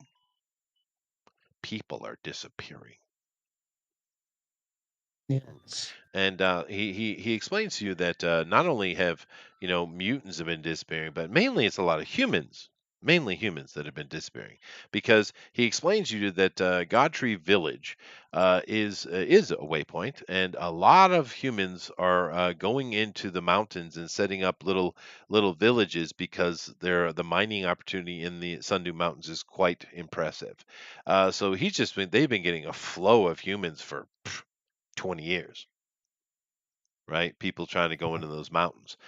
Sometimes they come back out with a tail between their legs. Sometimes you don't hear from them again. So it's not like it's easy life. But people are disappearing along the trail through the God Tree Pass, not so much from the village. And so he has that information, and he says, "It's that damn wizard up there in the mountain, I tell you." Tell me a bit more about this wizard in the mountain. He came through here, well, 5 years ago, 4 years ago, I think. And crazy guy called himself Ramlin or something. Hmm. He tried to buy some people's daughters. Oh, it was one of those. Oh, I don't think it was sexual. I think this is uglier than that. Were they humans or were they our kind? They were our kind. I don't think he's very picky. I don't know what he's doing with him, but I'm telling you, it's that guy. I'm telling you. He took off. He went over there in the past. Haven't seen him since, but I'm telling you, that guy had a thing about him, and he's with those damn insects. Insects. Tell us more about the wizard and the wizard's insects. Oh, he had a whole bunch of those Grindin mercenaries with him. Now, automatically, you all cringe. You have fought the Grindin before, and they are a pain in the ass. I'll show you a picture real quick. Okay. Yes, you have dealt with the damn insects before. They are no friend of anybody, although they're not a national army or anything like that. But and they tend to be mercenaries. And one of the places you've ran into them the most was against various things dealing with Faust Industry. Faust Industry, of course, has robots, and you've fought robots a lot, but they also tend to hire a lot of these insect mercenaries as well. So you've fought them before. You know they're a pain in the ass, the threat that they represent, and they're very, very capable soldiers. They're not to be taken Hmm. lightly, right? It's not like they're unbeatable or nothing, but you guys would be serious going against them. How many did he have with him at the time when he was around you? Hard to tell. They were carrying and doing all, I don't know, 20. All right. He had some other Have things we too. have we established a timeline and what other things 5 years too? ago.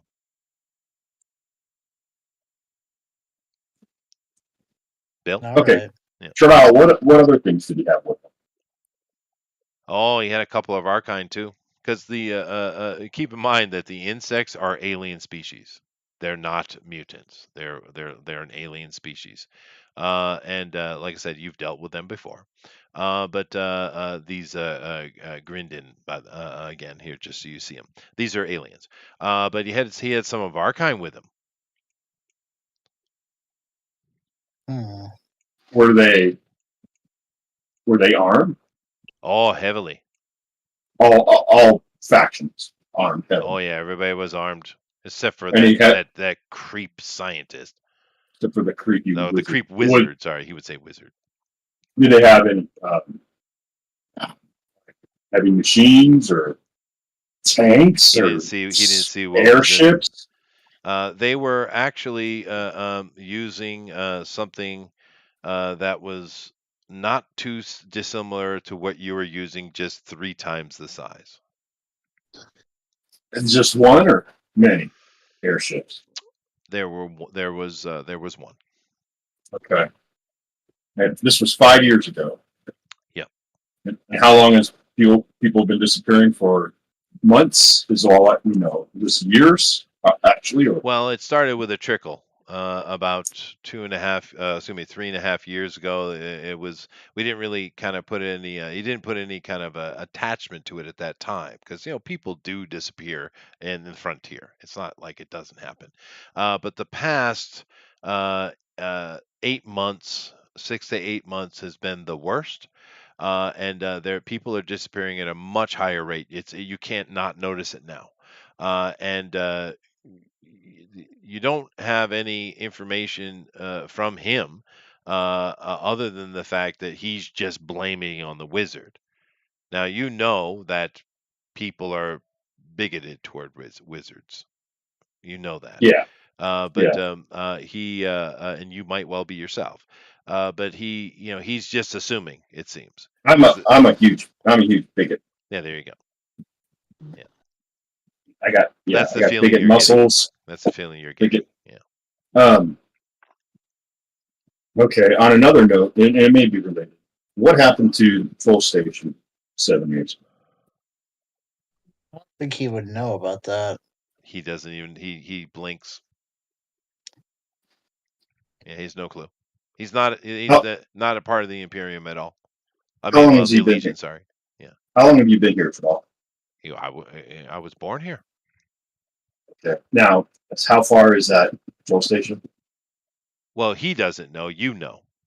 No, I It's know. That's what I'm asking. I'm sorry. it's half a day trek for you guys. Okay, If so you do you if you walk in, it's actually not very far at all. Now if you take your kite in, of course, a minute or a few minutes. It's the not reason far. why I'm asking is if anyone has any recollection of lights in the sky, noises, something that a firefight that they a half a day away. It's probably not that possible. Now, as There you may say that, of course, most people who are, these homesteader types, they don't have the money for starships or atmosphere ships. Usually, they're usually using cheap, land-based vehicles like you have, right? Modified, of course, to because there's no road. So you don't see a lot of that traffic here. Actually, it's not a bad question, and he says no. However, Lottie intercedes, and she says, "Tell him about the Grindon." He said, "Oh yeah, yeah, yeah. Well, we see them every now and then, just out of the corner of your eye." At first, I thought people were just being hysterical, but I've seen them myself. They do skulk around the pass.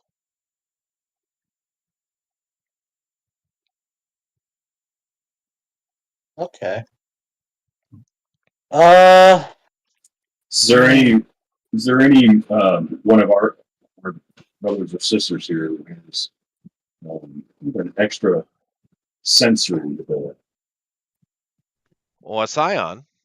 Mm, Scion, or even someone really good at feeling a presence in it, no, we don't really whether have anybody like psychic that. or That's not you surprising know. to you. Psionics is a thing, but Well, it is kind of rare. And in the Imperium, just a little bit of world building here, and okay, Lady knows this. In the Imperium, uh, if a child is scanned at birth, which most kids are, here in the village, maybe not as much, but and they're found to have psionic ability or esper abilities, they tend to be kind of legally snatched up by the Imperium. okay. What about people with other kinds of sensory ability? Oh, you Like mean the magics? No, we don't let the magics here. You should no, know no, better. no mutants. With antenna and radar and sense being able to smell things better than others. No, Extra not sensory, like not anything super particular. senses. Nothing Okay, particular. No. Yeah. okay. That's what I was kind of getting. Yeah, I get what you're doing. Yeah. Someone who has like spot. I'm just trying to It's build the just, culture is all it's I'm doing. you're fine. You're fine. I just didn't want to be wasting time on this, but I did. So, but okay. I can't think of anything else. Sure, I can once we drop offline. I'll think of stuff that's lost, but Hmm. that's the way it goes. Hmm. So, I do have to say, I like the way you made his name go in a reflection in that palm. Well, thank you. Yeah. But I thought it was cool. Yeah. I Yeah, actually enjoy doing. I don't yeah, know what would you call this, graphic design? I don't yeah. know. It's a layout. Yeah, Yeah, definitely. graphic layout. Yeah, it's not like I made anything here. I just kind of put it together in an interesting way. I do enjoy doing it though. It's fun.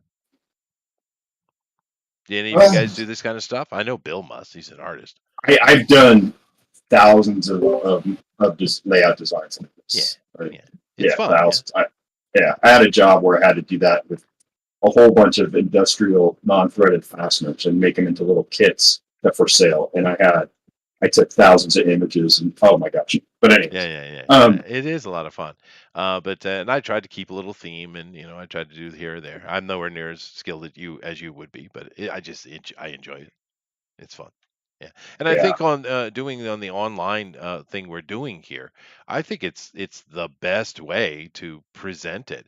I know you have critical what is called critical role, or there are like these things you can use where everyone's on the same server and we're all looking at a map. You can do that kind of stuff.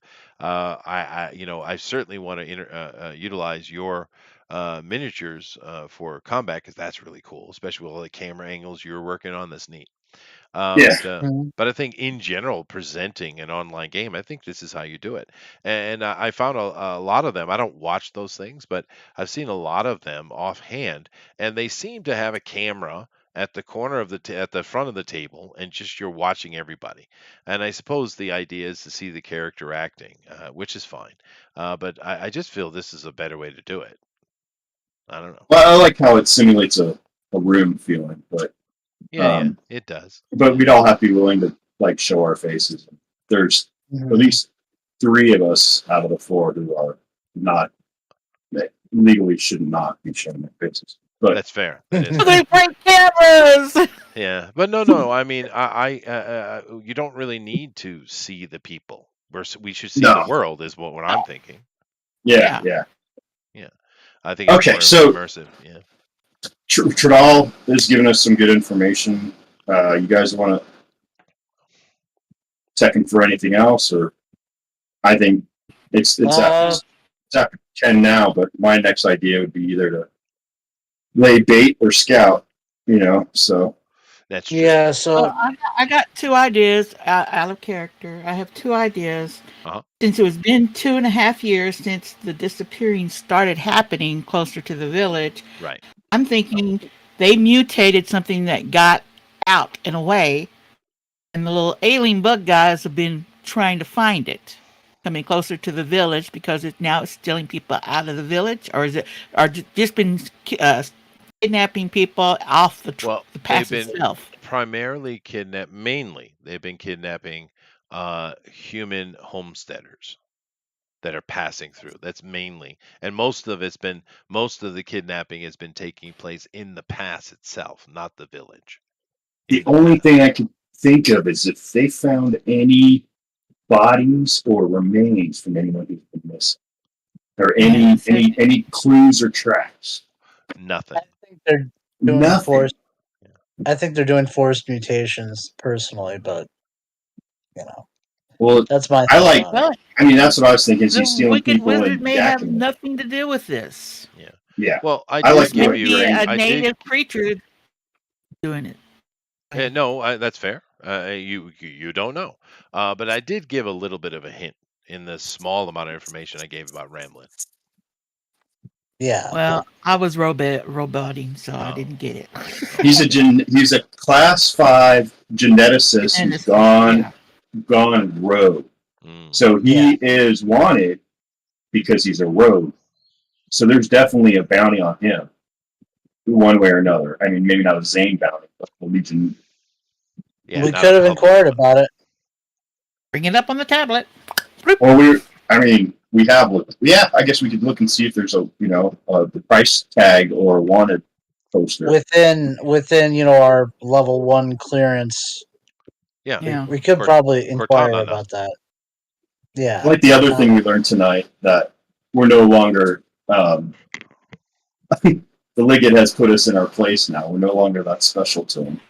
So yeah, he's got us in the system now. He does. Yeah. I'm glad you picked up on that. Oh yeah. So you check on Ramlin particularly, and a page does come up. Cortana does find it for you, and there's a lot of redacted stuff here because of your level. But you do see that there is an open IIA warrant on him, not an Imperial one, certainly not a public one.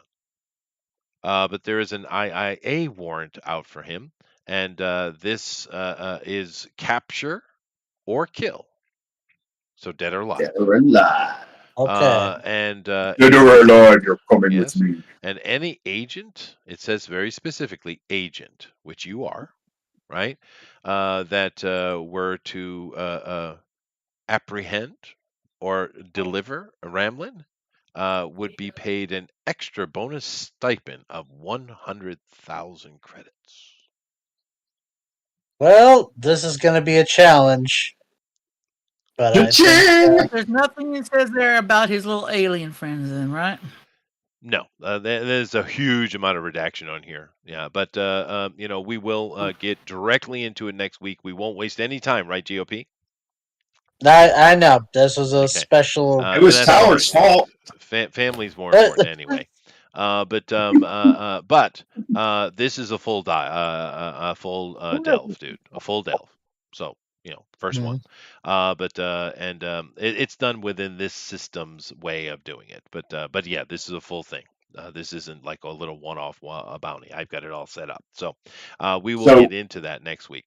we And yeah, keep this in the Palladiums. Is that what I, you're saying? I honestly would rather just switch over to the Cipher if you guys are capable. I mean, it's not hard. I'll get on it. Yeah, no, I'll Yeah, get on it. I mean, the basic setup of the character is pretty simple. Like I said, the real crunchy part is going to be in the descriptor and the focus section because there's so many options. But once you make a decision and you say, okay, this descriptor with my type and this focus work together for what my character is, once you make those choices, you're done, right? And then all you need to do after you do that is just make yourself tier 2. That's it. And tier 2 means you put one experience in each of the 4 options. So you're going to get an extra edge. There's additions to your pools, strength. So all you have to do is just do the leveling of the tier, and it's right in the book. It's very simple, right? Because you can do much more with your experience points, but you guys are tier 2. You've spent those 4 points, so you're going to be a little bit tougher than from beginning. And then I'm going to start you out with each of you having 2 experience points in your hand, and you can do whatever you want. You could use them for in-game play. You can throw them into one of the leveling tier dots if you'd like. I don't care, but that's it. So all you gotta do is just make your character. It's not hard. It's really not hard. It's just the choices is the noisy part, and we'll get right into it next week. I'm telling you, it's gonna be way easier than this. Way easier and more All dynamic, I right. think. Yeah. Cool. Okay. Ooh, Cool. Tower, Cool. Yeah, are you cool, Tower? yeah, I'm Okay, here. I'm cool. that's cool. How about Lady? Lady, you're already kind of. It sounded I like you were didn't done pass out anyway. this time. That's good, Tower. Lady, you said you're basically done anyway, aren't you? No, I haven't got everything done yet. Yeah. And just keep in mind as you guys just go through the process and pick a descriptor and a focus that match your character that give you those abilities. Just keep it, and we can do this next week in the beginning real quick anyway. But and we will. I'll do the power shift thing with you next week because it's not confusing, but just to make sure it isn't. Just make your character standard. Just keep in mind that you also, after you're all done, said and done, you do get 2 direct skills. And what I mean by that is you don't get the interaction, charisma, and communications, or these big, broad, nebulous skills that you get from your descriptor, or I mean your and your focus. But very direct things, like for instance, Lady, one of those 2 skills would be navigation, unless you got that from something else. Right. For Bill, it might be, maybe he picks mechanic up with one of the other ones, and he would have demolitions. Would be one of the skills. So just it's like that. Just and if you guys are concerned how that works, don't even bother with it. We'll do it in the beginning of next week because it'll be super quick. Okay. Okay. Okay. Yeah. Okay. Well, I am happy that everything is groovy. All right then. Well, thank you all very much. This is a bit of a truncated today, but that's all right. We were able to talk about the system, and we will get into the system next week. And I know the players are going to like it better. I know they are because it's just going to be more streamlined, and I think their characters are going to feel more what they are, and that's going to be cool. So, alrighty, we will talk to you all next time. Do keep in mind that tomorrow we are off. We do have Drone Recorder Ultimate Edition, and this week, 10 p.m. Eastern Standard Time. Don't you dare miss it because we're doing bunny tentacles, baby. it's gonna be Lovecraftian bunnies. oh Oh no. Yeah, no, it's gonna be awesome. It's gonna be awesome. Billy, you should come in and do that. dude. It's like you either can make it really, really cute or A really la Amy. Yeah, disgusting. yeah, Yeah, yeah, like yeah, yeah. Yeah. nastiness. Oh my god, all the different things I was thinking. I'll try it. Lovecraft. I'll And see what I Crooked can do. Teeth. And Crooked Teeth. Hey, Well, is the Cthulhu stream bunnies are over? awesome. Yeah. Blue bunny. Rabbit, would you say? Not rabbit. Tower. Did we close the stream off yet? We are. Fully? I'm going to do that right now. Okay. Thank you all very much, and we'll check you out next time. Definitely come back for Cthulhu Bunnies, though. That's going to be awesome. That's on Thursday, 10 p.m. Eastern Standard Time on Drone Recorder Ultimate Edition. It's going to be fun. So, all right, guys, we'll talk to you next time. Later. Bye bye, everybody. Peace. Yee.